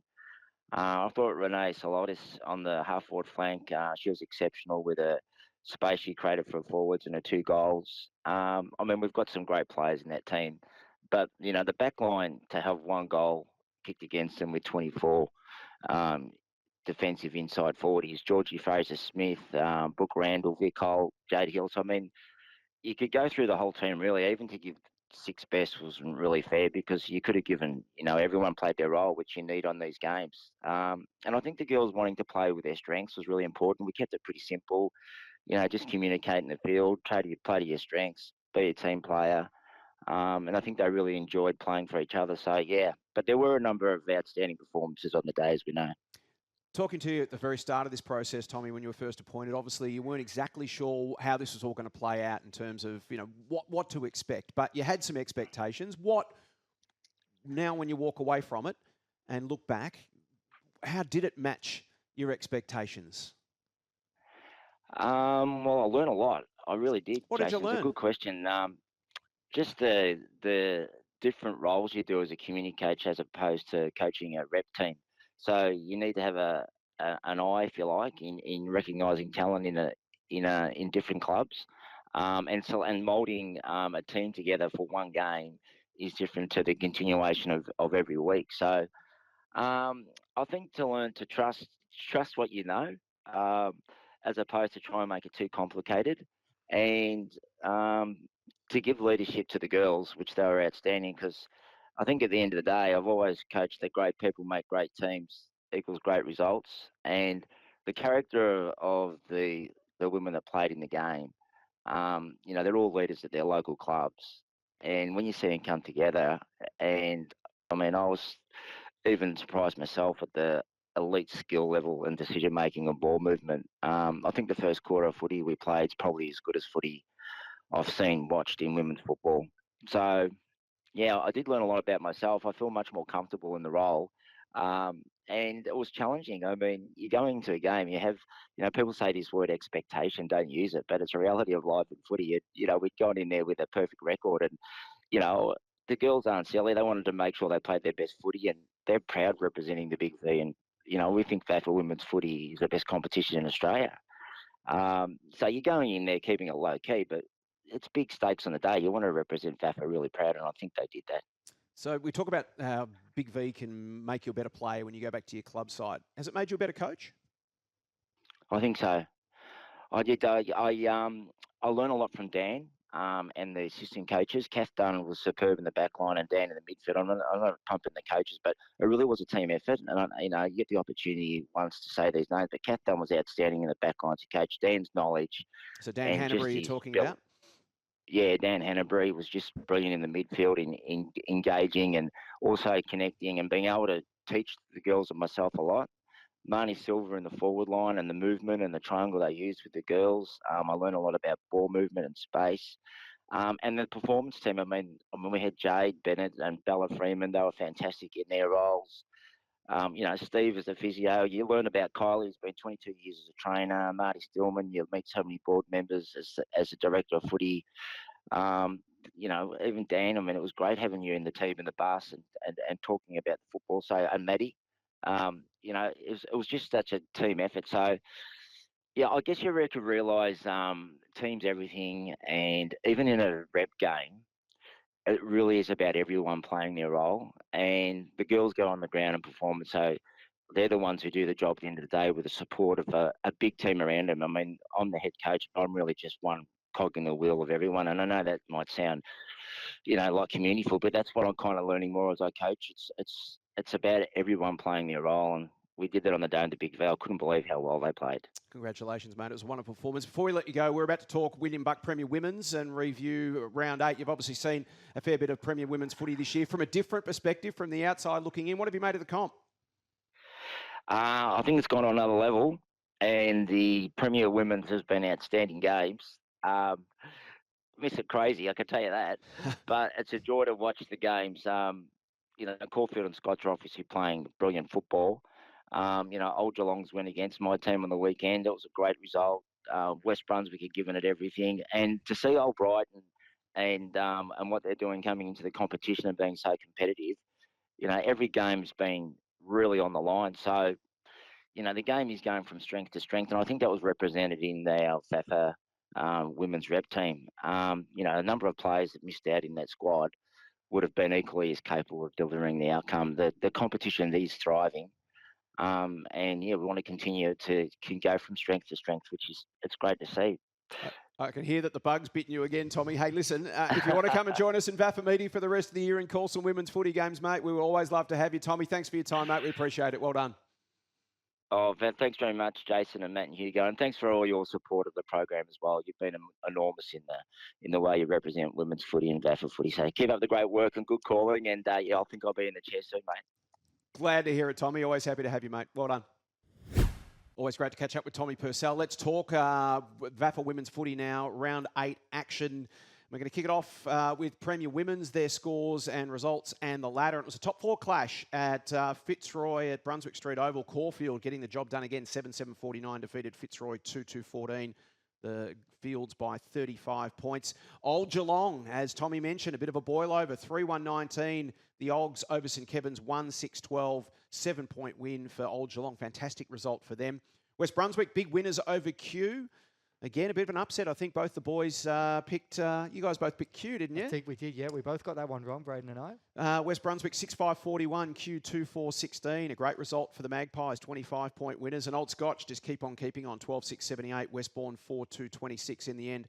It was a big win, 52 points for Old Scotch. And Scotch and Caulfield, much as they did last year, right sitting up at top of the ladder. We'll run through the ladder in a moment, but they've been most impressive again, haven't they? Yeah, no, setting the benchmark once more, those two teams. It's a really good competition, as Tommy mentioned. It does feel like it's gone up another level in terms of competitiveness so far this season, but those two setting the standards. So Caulfield Grammarians sit on 24 points. They're 6-1. Old Scotch also on 24 points. There's 6 wins and a bye. So 24-24 for Caulfield and Scotch. They're a game clear of West Brunswick and Fitzroy, who are both on 20 points. Then a game back outside the top 4. Kew on 16, St Kevin's on 16. A game back to Old Geelong, who are on 12. That was why that win for them was just so important. Keeps them in touch with the top 4. Old Brighton on 8 and Westbourne Grammarians on 4. We'll have the tips for Premier Women's coming up a little bit later in the show. Let's talk Prem B. Let's do so. Basel Reserve was the match of the round, or at least the closest result in the end. Bo Morris getting the win over Old Zaverians by just 2 points, 4-5-29 to 4-3-27. Williamstown CYMS also getting a win on the road against Port Melbourne Chargers, a big 29-point win for them, 9-8-62 to 4-9-33, and then a couple of big results. Glen Ira Old McKinnon kept Parkside goalless, 13-6-84 to just 3 behinds for Parkside, and then Old Melburnians at home over the Old Yarra Cobras, another big win, 9-14-68 to 1-2-8. And we look at the ladder, and Bo Morris, big win for them. They means they're still unbeaten to start 2026, 8-0, 2 games clear of Old Melburnians, who have the 6-2 record. And then there's a bit of a logjam. 3 teams tied on 4 wins apiece. Old Zaverians, Port Melbourne Chargers, and Parkside, big percentage gap between the 3 of them. The 70% separates the 3 sides. Then Williamstown CYMS, they're back with 3 wins and 5 defeats in 6th spot. Glen Ira Old McKinnon with 2 wins and 6 defeats, and then Old Yarra Cobras round out the table with just 1 win to their name. Let's talk Div 1 Women's, Hugo. Pretty close round this weekend with a lot of results. Could have gone either way, but we'll start with Latrobe, and Latrobe 3-2-20 got over the top of Carey 2-3-15. That's a great result. Their first win of the season for Latrobe. That was huge. So, and you know, same scoring shot, so it's good to win like that. And then Whitefriars 3-3-21 were defeated by Monash Blues 4-3-27, and that was at Whitefriars College out there. It's hard ground to play there, so that's a massive win, that one. And then we look at, we've got the big result of the round. So Marsland 5-3-33, defeated Oakley 3-2-20.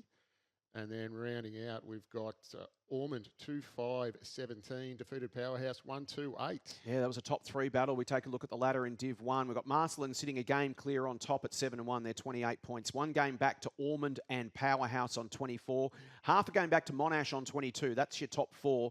Then 3 games back to Oakley. So we really do have a bit of a split at the moment in Division 1. The top 4 have kicked clear of the field. You've got Oakley on 10, Whitefriars and Old Carey on 8, and Latrobe, as I mentioned, won their first game of the season. Great result for them over Old Carey. As we now take a look at Division 2 Women's. Results from round 8. Richmond Central 6-8-44 defeated MCC 2-7-19 at Kevin Bartlett Reserve.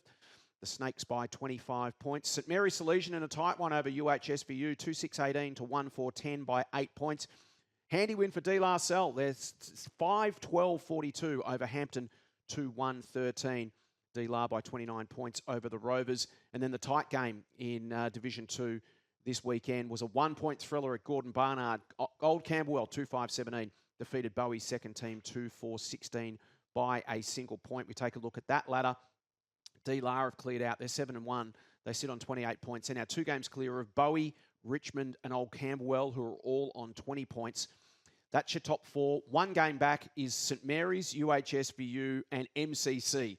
So your top 7 teams are all within, either in the top 4 or within a game of it. So this is a really tight comp in Division 2. And then the bottom team is Hampton Rovers, who are 1-7 on 4 points. So very, very tight in Division 2 Women's this year.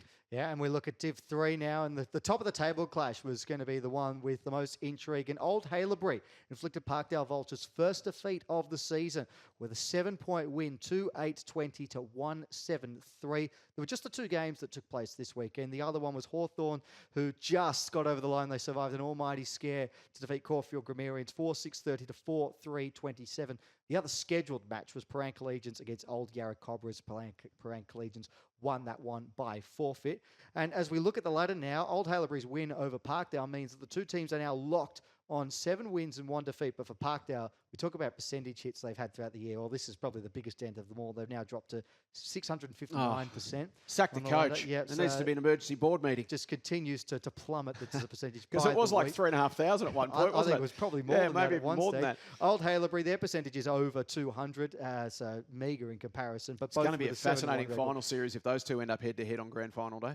No doubt it will be. But nipping at their heels, Perang Collegians and Hawthorn, both inside the top 4 with just 1 game behind them each. They've all got a percentage of over 200. And now you can imagine with a top 4, that Imperials, there's a big old gap from there on. There's 5 games behind Hawthorn in 5th spot. Caulfield have got just 1 win to their name. And Old Yarra Cobra is still looking for their first win of 2026. Let's talk Div 4 Women's. Hugo? Div 4, well, Matty was talking percentage. There's some big percentage boosters in this one. But we'll start with Old Zabs. 5-7-37, defeated Albert Park 3-2-20. And then this is a massive one, this one. Aquinas, 10-4-64, defeated Brunswick 3-4-22. Percentage there. And then Wattle Park in the close one, relatively, 3-11-29 over Fitzroy 2-4-16. And then Canterbury 3-10, bad kicking, Matty, we defeated MUWFC 2-6-18. And then another big result, Mazenod 7-12-54 defeated North Brunswick, 2 goals, 12 points, straight kicking. Big win for Mazenod and a really handy percentage boost there as well. So Wattle Park lead by 1 game. They sit on top there, 24-5 wins and 1 loss. 1 game back to 4 teams on 20 points. So again, your top 5 is extremely close in this one. In fact, your top 6 is really. You've got Aquinas on 20, Mazenod on 20, Old Zabs on 20, MUWFC, the Muggers, on 20. And you've got Albert Park then in 6th spot, half a game back on 18. 1 game back to Brunswick on 14, another half game to Canterbury at 12, and then Fitzroy and North Brunswick on 8. So again, you look there and there's, well, easily the top 8 teams in this competition are still very much in finals calculations, and you could even argue that North Brunswick and Fitzroy, despite only winning a couple of games, they're 3 games out at the moment, but still half a season to play. So very, very tight there as well. And the final division for the women is Div 5, round 8 results. Preston Bull Ants, 7-11-53 over D-Lar, 1-4-10 by 43 points. Elstonwick, the Wicks, 7-9-51, defeated Glenara Old McKinnon 2-5-17 by 34 points. Massive win for Parkdale, 9-15-69, held Monash Blues scoreless to win that one by 69 points, a nice percentage boost for them. Big win for Ormond as well, 9-13-67 over South Melbourne, 2 straight goals. And the tight one, a 1-point thriller at Basel Reserve, St Kevin's 3-4-22 over West Brunswick, 3-3-21. Our ladder for Division 5, St Kevin's by half a game on top. They're 26. Half a game back to Preston Bull Ants on 24. 1 game back to Elstonwick in 3rd on 20. Another half game back to Parkdale in 4th on 18. And then a bit of a gap, a game and a half back to West Brunswick on 12 and South Melbourne on 12. Ormond and Glenara, Old McKinnon on 8, Monash on 4, and D-Lar yet to win a game. So very tight in Division 5 women's there as well. That wraps up VAFA Women's for round 8. After the break, we are going to talk Holmesglen Under 19 Premier, talk about tight competitions. That's next on For the Love of the Game. Keep up to date with everything that's happening around the VAFA by subscribing to our socials. We're on Instagram, TikTok, X, Facebook, and LinkedIn. Has someone just taken a screamer or kicked goal of the year? Send us your best and we might share them around the league. Join in the fun with all the best pics, videos, stories and reels from around the competition. They're all on VAFA socials. Search VAFA and VAFA Women's on your favourite platforms. Welcome back to For the Love of the Game. It is time to talk Holmesglen Under 19 Premier, and our reporter who's always on the scene, LACHIE MOIR. LACHIE, welcome. Thanks, Jay. It's good to be back. Another good round of Under-19s footy, and excited to come on and talk about it. It just keeps getting better and better by the week, doesn't it? We were looking forward to this St Bede's Mentone Tigers Old Zabs game at Mentone Reserve, and it turned out to be a cracker. Yeah, it did. Old Zabs got over the line in a very tight contest by 6 points, 11-5-71 to 10-5-65. They just continue to bank these important wins, Old Zabs. Probably a bit of an upset as well, considering St Bede's were sitting second on the table. St Bede's still competitive every week and unfortunately fell short on the weekend, but they're still going nicely, and very good win from Old Zabs, and coach Matt Hanley was very impressed with the effort, saying it was one of their better ones for the year. Senchi joins us, our Under-19 expert from Sench Footy. Mate, that is a great result for Old Zabs, isn't it? I wouldn't say I'm an expert, but it's a... Oh, he's a humble expert. I think we both tipped St. Bede's Mentone, so no good on that front. Yeah, it was a great result for Zabs, and just keeps them in touch, doesn't it? They're now 1 game behind, just outside the top 4 after that upset. Yeah, no, they are. It's a good win for Zabs. Crawford Oval's where I want to go here, Lockie, because Uni Blues, we've talked a bit about them at the lower end of the table, but a big win here over Beau Morris. Yeah, big win. Coach Steve Folkes was absolutely right with the effort. He said they've sort of shown it in patches this year, but they finally put it together for the full 4 quarters. And it was, a very acceptable performance. Great story from the game. I just want to mention Joe Morrison. He actually returned for his first Premier game after recovering from a broken back. So wow. So Steve Folkes said that he was terrific on the day. So shout out to him, and great win, Uni Blues. That was our KTV game down at Crawford Reserve, and feels like the Blues are getting a bit of momentum at the moment, Senchi.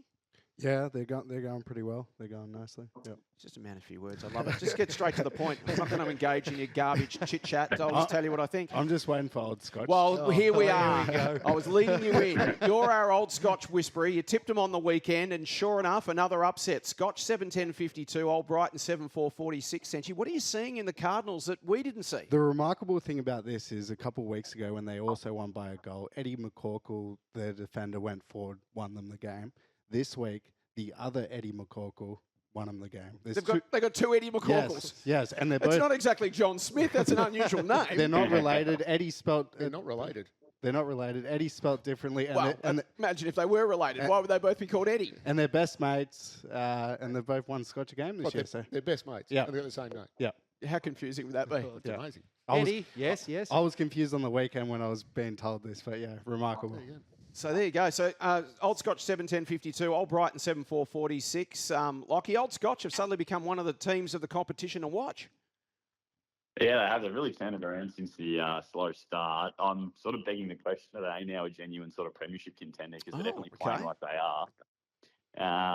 Yeah, really good. And it's not like they're beating sort of run-of-the-mill sides. They're beating the better teams in the competition like Old Brighton. So, yeah, watch them late. I think they'll be coming home strong. Yeah, they're only a game out now at 4-4. They're one game behind De La Salle. They're sitting in 5th position at the moment. So Old Scotch starting to roll. And look, that's the thing about under-19 footy, isn't it, Hugo, in that you have a starting lineup at the start of the season. Some of those guys play really well and they actually get pinched and they end up in Premier. And then some blokes who were maybe started the year in Premier start to drop off a little bit. So you get these really talented players come back into your 19s team. So things can kind of ebb and flow throughout the year. Yeah, exactly. And there can be injuries up in the senior team, so guys who you wouldn't expect to go up. And then also to unavailability. So the next month will be very interesting with that availability thing we keep talking about. But it's a moving parts.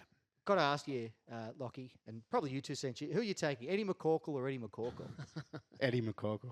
Yeah, he's the better. He's the better of the. He's the better of the McCorkles at the moment. I would have thought. I think it's a no contest. McCorkle for mine too. TH King Oval, Lockie, St Kevin's, a big win here over Caulfield Grammarian, 73 points, 14-14, 98-3, 7-25. They just keep ticking along, St Kevin's. Yeah, they do. Another big win, and they kick a lot of goals when they play, and they do score quite heavily. Paul Greenham was he gave a big rap for the backs, obviously only conceding 3-7-25 is a great day out. Mid's got first hands on the ball he was really happy with, and their forwards are obviously quite big, and they pose a big presence down there. So they were also very good on the day. Obviously, the rain on the day probably favoured St Kevin's a bit. They're just a bit more cleaner, and they were able to gain control. But look, the next month of footy for them could really determine where they finish. And it's one of the sort of tightest competitions Paul Greenham thinks in the last sort of however many years he's been coaching. So, yeah, no, really good St Kevin's, and Caulfield just probably unable to handle the wet conditions on the day. Yeah, we've definitely jumped on Holmesglen Under 19 Premier in the right year, Hugo. This is a fantastic competition. No, it's exciting to watch, and it's a week-by-week one. You don't know who's going to win, who's going to beat who, and it's hard to tip, isn't it, Senchi? How about Dealer on the weekend? Dealer went all right. Were you down there? No, I was at media commitments with the SEN match of the day. They still got the win without you? Yes, they did get the win without me. But one thing that's interesting about this win is it was the De La Salle formal on Friday night for the school. So, and about 75%. So they defied the odds as well. Well, there's a group chat I'm on with some of the parents. There was some interesting stories coming out of that, but they were very happy to have the 2 o'clock game. Let's just say that. And they got up 9-9-63 to 5-14-44 Parkdale, 19 scoring shots to 18. Vultures actually, Lockie had one more scoring shot, but they fell 19 points short. Yeah, they did. And speaking of Nick Anderson, Parkdale coach, he was a bit disappointed with the second half effort. He sort of felt the D-Line just wanted it a bit more, and sort of set his side in that second half, received a lesson in wet weather football. But, to turn our attention to D-Line, they were very good. They adjusted brilliantly to the rain, and contest and pressure was very good. And, they sort of hit back after a couple of tough losses. So, good to see them get up on the scoreboard. And, Andy Otten, full of praise. So the latter, after 8 rounds, Old Brighton sit top on 24-6-2, 145.9. Joined by St Bede's Mentone, also 6-2, 123.7. So unusually, the top 2 teams both lost on the weekend. They're both sitting on 24. One game back to St Kevin's and D-La on 20 points. Another game back to Old Scotch and Old Zabs on 16. A game further back to Parkdale in 7th on 12. Then 2 teams on 10 points, Uni Blues, Caulfield Grammarians and Beau Morris bringing up the rear with 8 points, sitting in 10th position. So that wraps up round 8. Time to look ahead to round 9 and our tipsters, Senchi versus Lachie. Both got 2 last week, Senchi, but I think you picked 2 different ones, didn't you? Yeah, correct. Yeah, we went differently, but yeah, both as bad as each other. I So at the moment, you lead 20-16, so the honour is yours. We're going to start with Friday night footy down at Southern Road, 7 p.m. Friday night. It's St Bede's Mentone Tigers versus St Kevin's. St Kevin's to make a statement here and get the dub. Lachie, who do you like? Yeah, I'll go St Kevin's as well. I think they might be hitting form at the right time. Caulfield versus Bowie, 2 p.m. Glen Huntly Park. Caulfield for mine. Caulfield. And for you, Lachie? Yeah, much of the same, Caulfield. De La Salle versus the Blues, 2 p.m. Waverley. Interesting game, this one, Hugo. Very interesting. Andy would be very keen to continue that form in the second half from last week, but with that Blues result, and I know they're a big, strong side, the Blues, so it'll come down to who wants the ball more, possibly. Any functions on Friday night for Dealer? Not that I know of, I think. If you could just censor the social calendar. Senchi now likes to put that into his tipping formula. It's in the algorithm. Who do you like, Senchi? Dealer for me. Going to stick with Dealer. What about you, Lachie? Yeah, well, if Dealer can get the win after a big night, God knows what they can do after not having a big night. So I'll go Dealer as well. If they lose, they might have to start having a big night every Friday night. It might just become part of the routine. Don't encourage it. Welcome to under-19s footy. Zabs versus Brighton. Interesting game as well. 2 p.m. Stradbroke. I'll go the home team to make a statement and beat Old Brighton. So two losses Back-to-back losses for the league leaders and the reigning champs. Lachie? I'll go Old Brighton to bounce back here. And the final game is our KTV Holmesglen Under 19 Premier game, live and exclusive on KTV from 4:40 on Saturday afternoon. A bit of Saturday night footy down at Jerry Green Reserve. It's Parkdale Vultures versus Old Scotch. Well, write this one down already, Jason. Know where he's going. Old Scotch to make it 5 in a row. 5 in a row. Can the Vultures snap the Scotch momentum, Lachie? I'll back him in this week. I'll take Parkdale at home. I'll hopefully they can get the job done for me. Parkdale over Old Scotch. Before we let you go, Lachie, the under-19 Big V team has been released. And, gee, it's stacked full of talent. It's going to be coached by Paul Gilmore, the St Bernard's under-19s coach who coached in the exhibition game a couple of seasons ago. What have you made of the squad at first glance? Yeah, it looks like a very nice squad. There's obviously quite a few premier players in the team, but I like how it's sort of spread across all divisions. He's gone wide with the selection and just sort of listening to Coach Paul Gilmore in a couple of things during the week. I like one of the quotes he said. He sort of said, "Don't be the grey man," which is basically challenging all his players to stand out, show leadership and, really make themselves noticed. So he sounds like he's really all into this team. So, yeah, I'm looking forward to the game against the Goulburn Valley League on Saturday, July 11 at Elstonwick Park. Should be a cracker. Yeah, some names there, gentlemen, that you guys have certainly seen a bit of in Premier Men's footy, including Charlie Cotter, who's going to potentially do the double. Played for the senior team in Adelaide, and now he's been named for the under-19 team as well. He was going to join us on the podcast today, but he's currently sitting his exams. He's doing commerce at Melbourne Uni, second year. So all the best to you, Charlie. Hope the exams go well. He's a talented player, and if you've got that sort of talent in this sort of lineup, it's going to be an exciting game of footy. No, he's a terrific young player with a big future ahead of him, and played well in the Big V game. Hit a beauty from outside 50 in a game when people were struggling to make the distance. So he's got a lot of talent. He's clearly a smarter man than me as well, Jace, on and off the field if he studied. Only very handsome and intelligent men do commerce at Melbourne University, I've found over the years. No, but it's a great story if he can make the squad. He's had a terrific start to his career already. Yeah, we've got some names, Hugo. We've seen a couple of Scotch guys, Harry Dixon, Ben Ferguson there, Achilles Panopoulos, you guys have called as well. There's some genuine talent. Will Hart's been kicking heaps of goals. Senchi, we see him in Tunwatch regularly, and we'll talk about him again in a moment. So they're going to have some strike power up forward. Mar Patel as well. Mar Patel also kicking plenty of goals. So it is a difficult task, isn't it, Hugo, from an under-19s perspective for Paul Gilmore and his selection panel, because you do have such a range and you have players coming up and down out of Premier Men's down back to under-19s footy.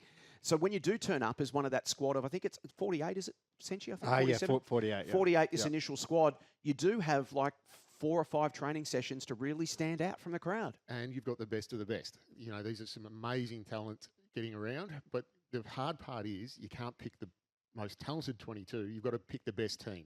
So you can't have all midfielders. You've got to find that balance across there. And you know, the guys who are playing A-grade men's probably not getting the numbers that they would be if they were playing in the 19s because they'd be more influential there. But what you get out of playing A-grade men's is you're playing against stronger bodies, seeing the best of the best. So it's a really tough one. It's an interesting format to have that with so much. I mean, Charlie Cotter's amazing, like to play the senior men's Big V and then to be eligible to play this one as well. Does he get another jumper? Does he have to wear He the will. same jumper? No, Yeah, he'll get another jumper. Lockie, from a GVL perspective, we spoke to Paul Gilmore during the week and he was saying he's expecting, there'll be tough country footballers coming down from the bush. It's going to be a nice physical game as well. Yeah, for sure. It'll be a good opportunity as well for these players to play against different opposition as well from different parts of the state. So, yeah, I obviously usually associate country footy with tough, sort of hard at it. So let's just hope they can bring their A game and get the job done because it'll be a big win if they can. Essentially, from a scouting perspective, I mean, to stand up on a day like this and have a standout performance in the Big V, that's got to count. Yeah, I'm looking forward to coming out to training tomorrow night and watching all these talented players. Just a quick shout out to Jeffro Gunn. He's actually in this squad as well, but he's going to start in the Prem B team. And if he doesn't make that squad, he's going to come down to the 19th squad. So he's actually been named in both squads, which, just like Charlie Cotter, what an achievement. Yeah, what a talent. Unbelievable talent. Lockie, thanks so much for your time, mate. We're looking forward to round 9 and your review next week. All good. Thanks for having me on again, guys. Are you thinking about pulling on the boots and having a kick in 2026? If so, we'd love to have you in the VAFA. Australia's largest senior footy competition has teams suited to all ages and experience, from under-19s to seniors. Log on to vafa.com.au, check out our club directory and find a club near you. Welcome back to For the Love of the Game. It is time for Sench Watch. Senchy, what's been going on around the VAFA? You're the man with his finger on the pulse. There's been plenty this week, and I'll actually start with the amount of close games there were on the weekend. So there were 5 games that were decided by 1 point. There was obviously the old Ivanhoe, old Geelong draw. This is right across the comp, yeah, is it? Right across the comp. There were then four games that were between 2 and 3 points. And then there were about 12 games between 4 and 6. There were a total of 39 games that were 2 goals or less. Wow. The difference. So how does that sort of register? It's obviously piqued your interest. Yeah. Hit your radar. Because I obviously go through all the results. I never see that many close games. And to have 5 games decided by a point is just... insane, isn't it? Yeah, that's... you never say that. But then at the other end of the scale, as we've just been running through the scores and going through the ladders, there seems to be a lot of undefeated teams still, 8-9 weeks into the season. We're at the halfway mark. Correct. So I'll go through the undefeated teams. So you have Collegians, obviously, Fitzroy, Prem C and Prem C reserves. So they're... Wow. So they haven't lost a game, their seniors or their resis. And also their Premier Women's reserves are undefeated. Wow. So if they've got... They're having a great year.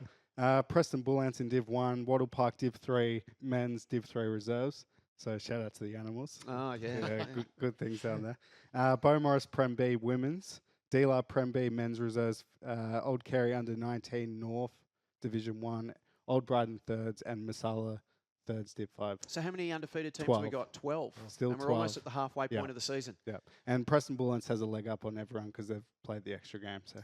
And there's some great stories amongst those, Hugo. One that really does warm the heart is that Fitzroy story. They've done the double drop. Yes. They've gone from Premier Men's back down. They started at C, went up to B, then up to A, and everything was great. And then they've gone down to B and been relegated again down to C.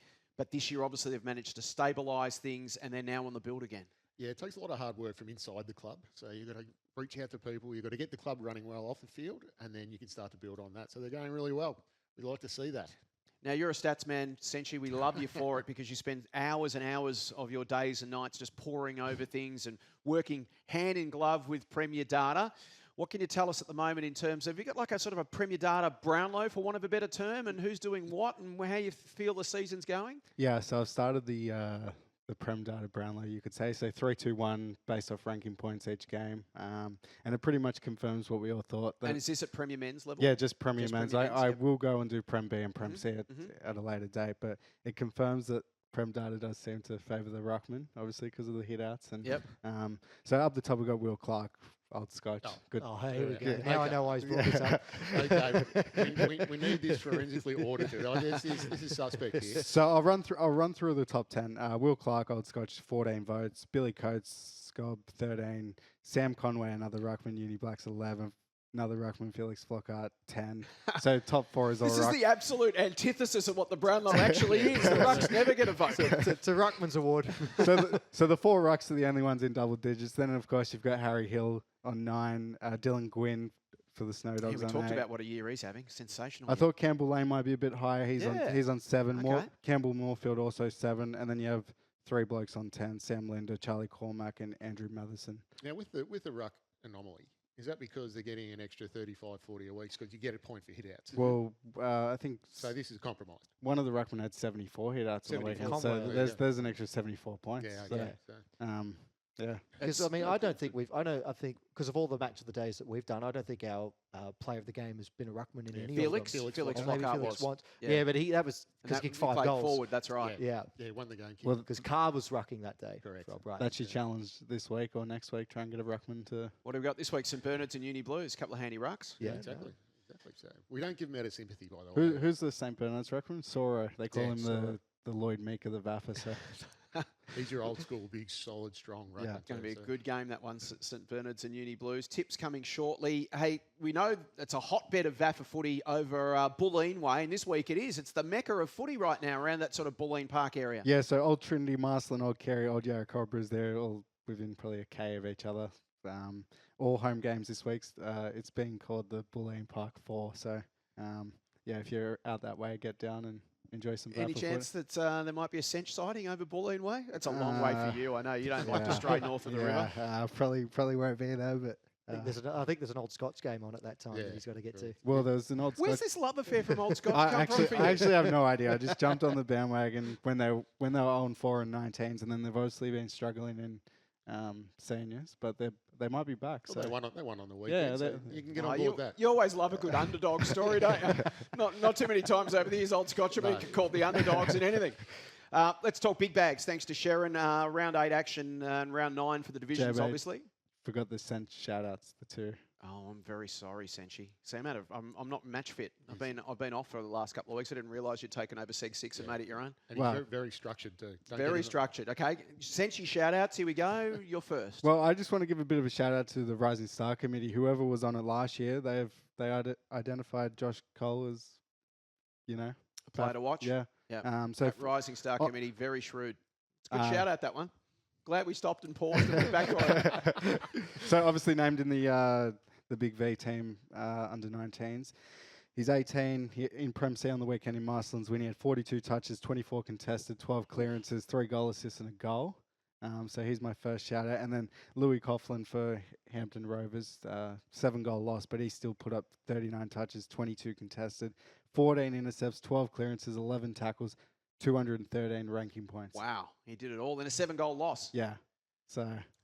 Gee whiz, that's a wonderful Yeah, performance. but I still thought it deserved a shout out. Definitely deserved a shout out. Absolutely. Senchi shout outs for this week. If you've got any Senchi shout outs that you would like to recommend after next weekend's of footy, send us through a message on One socials. more, just another shout out to the McCorkle non-brothers best mates. Eddie McCorkle and Eddie McCorkle. Yeah. Well done to Eddie and to Eddie. Well done to the McCorkle boys.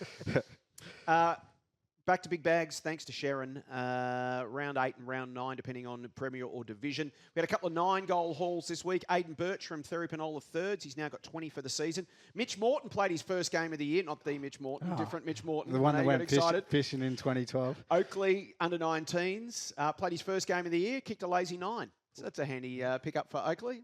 He's come in and kicked 9 on his first game of the season. A couple of 8s as well. Jared Eccleston from Therapanola Reserves and Jack Luscombe, who was playing in the Resi's first goal, but over the weekend he kicked 8 as well. 5 players kicked 7 and 6 players kicked 6 on the weekend, including Charlie McIsaac for Old Zaverians in the wet at Toorak Park.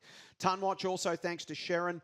Well, we've got a tie at the top of the table. Remembering now, of course, that the divisions have played one extra game over the Premier side. So Mitch Brown, for example, has played 1 game less than some of the other guys. And we've got a tie at the top. 39 goals apiece for Pat Carricker from Therapanola Seniors, Division 2. We mentioned he's in the state side. Jarrod Gieschen has got him in the side. Also on 39 goals after kicking 4 for the weekend, Will Hart from the Old Kerry Under-19s, who's also in the Big Vs, in the Big V Under-19 team, along with Luca DeLallo, who's kicked 38 for the year, another Big V nominee. He's in the squad as well. Luca from MHSOB, he kicked 4 for the weekend. So 39 for Pat, 39 for Will Hart, 38 for Luca DeLallo, 37 for Rogan Kitts, who kicked 5 on the weekend for Oakley Seniors. Charlie McIsaac on 36 after he kicked 6. Mitch Brown kicked just the 2 for the weekend, 35 goals for the year. And Mahi Patel, who's another in the Big V mix at Willie CY under 19s. He's got 34 goals for the year. And in the VAFA women's competition, Isabella Geetzman continues to kick goals. She's got 21 for the year for Ormond Seniors. She's 2 goals clear of Georgia Harris from Port Melbourne Chargers on 19, and Geordie Mipsett, who kicked 4 for Old Scotch on the weekend. She's up to 19 as well. So 21 for Isabella, 19 for Georgia, 19 for Jordan, and 18 for Tessa Bowden to lead the VAFA women's competition. Tips time, gentlemen. Where do you think you're at, Maddie? I think I had a bit of a return to form in Prem B. I think I got very close to tipping the perfect round last week. You did. You got 4 out of 5. Sadly for you, so did Braden. And then he pipped you in Premier Men's. He picked 4 to 3. So he got 10 out of 14 for the weekend. You got 9 out of 14. So it's Braden by 8 at the moment, 79 to 71. Let's get your Premier Women's tips right now. Caulfield versus Old Geelong, 11:40, Glen Huntley Park. Okay, I've gone with Caulfield here for this one. Caulfield for you. Old Brighton versus West Brunswick, 11:40, Brighton Beach. West Brunswick to get the job done on the road. Okay, well, they knocked off that big win over the weekend. So Kew versus St Kevin's, 2 p.m, Victoria Park. Both sides coming off pretty surprising defeats last week. I'm going to tip St Kevin's to respond with a win here. And the final game of the weekend, very interesting one. Old Scotch taking on Fitzroy, 2 p.m. at Camberwell. Good to go with Senchi's side, the Cardinals, to get the job done. And Westbourne will have the bye in Premier Women's this weekend. Premier B Men's will bring Hugo and Senchi in for these tips as well. We'll start with Collegians versus Old Melburnians, a top 2 battle. The top 2 teams at Harry Trott. Can't wait for this game. This is going to be an absolute beauty. Collegians, who have been the team to beat, and Old Melburnians, who at the moment are the challengers to the throne. It's a big gap, though, between Collegians and Old Melburnians based on what we've seen so far, and it is really hard to go past the Lions at home. I'm going to back them to get the job done once again here. Hugo, can you mount a case for Old Melburnians? And if they did, what would that do to the power rankings? That would be amazing. It would be very exciting, but and that would change your power rankings if it happened. But I just think that Collegians are just putting together 2. Look, as much as I'd love to say the Melburnians good, but I think Collegians. Senchi? Collegians. Collegians across the board. Old Geelong versus De La Salle. I like De La Salle for this one. Yeah, De La Salle going well. So De La Salle. De La Salle across the board. Old Ivanhoe versus Willie's CYMS. We're talking about Old Ivanhoe maybe being the sleepers that are starting to wake from their slumber. Can they knock off CYs? Yeah, this is a tricky one to tip because CYs have slipped down the ladder a bit in the last few weeks after an encouraging start to the season. Old Ivanhoe at home for me, though. Yeah, I'd agree with you there, Matty. I think Willie's just struggling a bit at the moment. So Old Ivanhoe to get that run going we spoke about. This would be the lock of the week, Old Ivanhoe. The lock of the week. week. Senchi's lock of the week. We just keep inventing new segments. I love it. We've got to start getting some sponsors for some of these. We need to, get some sort of locksmith involved or something for Senchi's lock. Old Carey versus Beau Morris. So we've got Old Carey who are sitting in 5th, Beau Morris sitting in 6th, both on 12 points, 2 games behind the top 4. Yep. These are the critical games you've got to win to stay in touch. Yeah, this is a proper 8-point game, this one. Come on, Matty. This is where you'll get some back here. Panthers. Panthers for Matty. Yeah, I'll go Carey as well. I think they're a sleeper. I think they've got some good footy in front of them. I'll go Bowie, just to change things up. Bowie for Sench. And the final game of Premier B for the weekend, Ajax versus Old Camberwell. Ajax is sitting in 4th. Old Camberwell sitting in 8th. You just sort of keep thinking that the step up in competition is going to catch up to Ajax at some point, but it just isn't. I'm going to tip them again here. Jackers for Matty. I think they'll go on their winning way. Ajax. Across the board, Ajax as well, which brings us to William Buck Premier Men's Round 9 action. Our SEN match of the day, you can also hear the radio call on vafa.com.au. You gentlemen will be out there at the Snake Pit. I know you're looking forward to it. St Bernard's versus Uni Blues. What are you expecting? A really close game, actually. A really hard-fought one. I think these 2 teams played out a draw in this fixture last season down at the Snake Pit. So who knows what to expect this time around. Based on the form, it is hard to go past Uni Blues, but it wouldn't surprise me at all if this went down to the wire. Yeah, it's one of the hardest trips in the VAFA for everyone. They'll be steeling themselves for this too, won't they, St Absolutely. Bernard's? Like they're getting that stage now where it's crunch time for their year. But yeah, it was so tight at the bottom there, so they really want to try and get one back. But I just think that the Blues I can't wait to see them this weekend, and I think the Blues will get the job done. We've not called a game of the Blues, I don't think, this season. Yeah, so and conditions will factor into this as well. Yeah. Are we going to get a game like we had in the first half on the weekend or the second half on the weekend? That might play into it. At this time of the year, you're just never quite sure. Uni Blues. Blues for Sench with great confidence. Just bang. St Kevin's versus Old Brighton. Always a wonderful game. This one live and exclusive on KTV. You'll see it live from 1:55 on Saturday. St Kevin's and Old Brighton, as I mentioned, for the first time in a very long time, Old Brighton won't be favourites in this game. Yep. St Kevin's will be favourites to knock off the reigning champs. They've won 6 in a row. Brighton have dropped a couple for the first time since 2023. It's at TH King. Who do you like? I can't believe I'm saying this, but I think St Kevin's are going to inflict Old Brighton's 3rd defeat in a row. I think St Kevin's have earned the right to be favourites in this game. They won this fixture last season. They're looking really good. I'm going to go with St Kevin's. I think the ground will probably be the deciding factor in this. So I think St Kevin's, they're the form team of the competition at the moment, and Brighton, they're just going in Brighton terms at the moment. So I think that'll get them across the line. St Kevin's. Ton of time. Ton of time for Senchi. Is that a lock as well? Yeah. Surely St Kevin's will lose a few of their VFL players back to VFL, like Gunson and all that. So I think they'll get one player back. Tom Jock played very well in the reserves. But they'll lose Dougie Kerr. So it will be a slightly reshuffled lineup for St Kevin's. Old Brighton, well, as we say, when they haven't lost 3 in a row for a very long time. So big challenge. What a game that's going to be. You'll see it live and exclusive on Community TV from 1:55 on Saturday. Another game you'll see live from 1:55 on Saturday, live and free on VAFA TV. Another really interesting game all of a sudden after the results of the weekend. Uni Blacks versus Old Scotch. A week or two ago, you would have said Blacks in a heartbeat, and since you probably would have had it as a lock. But from what Old Scotch have shown in the last couple of weeks, before they got the result on the scoreboard on the weekend, as we mentioned, there was just this sense that it was a danger game for Trinity. Scotch played really mature, sensible football for a very young, inexperienced team. The way they won, not only the fact that they won, but the way they won. It was very strategic, it was very smart, and they got the game on their terms, and then they throttled it and ended up having a great win. Blacks, as you mentioned earlier, much better than a 2-6 team. Much, much, much better than that. They've been competitive pretty much every single week this year, just haven't been able to get it done over 4 quarters. So who does on the weekend at Melbourne Uni? Blacks and Scotch. What a game this is. Might be the hardest one to pick of the whole lot, this game. Because it's not that hard, man. You don't think? Well, I think I am going to go with Old Scotch, but not with a lot of confidence. This one really could go either way. Do you ever tip with confidence? No. So Matty goes Old Scotch, all right? So Blacks for the win there. Yeah. That's Yes. What's tipping it in your favour? What's tipping Scotch in your favour? I feel like just for the performance last week, that it's just sort of the pennies dropped with the Cardinals. Things have clicked now, and they've just played enough. This young group that some of those messages are starting to gel. Yeah, and I mean their top end talent is still as good as any in the competition. Cormac and Clark, 2 prime examples of that. We're still waiting for that performance from Uni Blacks to just prove to me, it's clicked. Old Scotch have shown us that, so that's why I'm tipping them here. And I will definitely be going Blacks this weekend.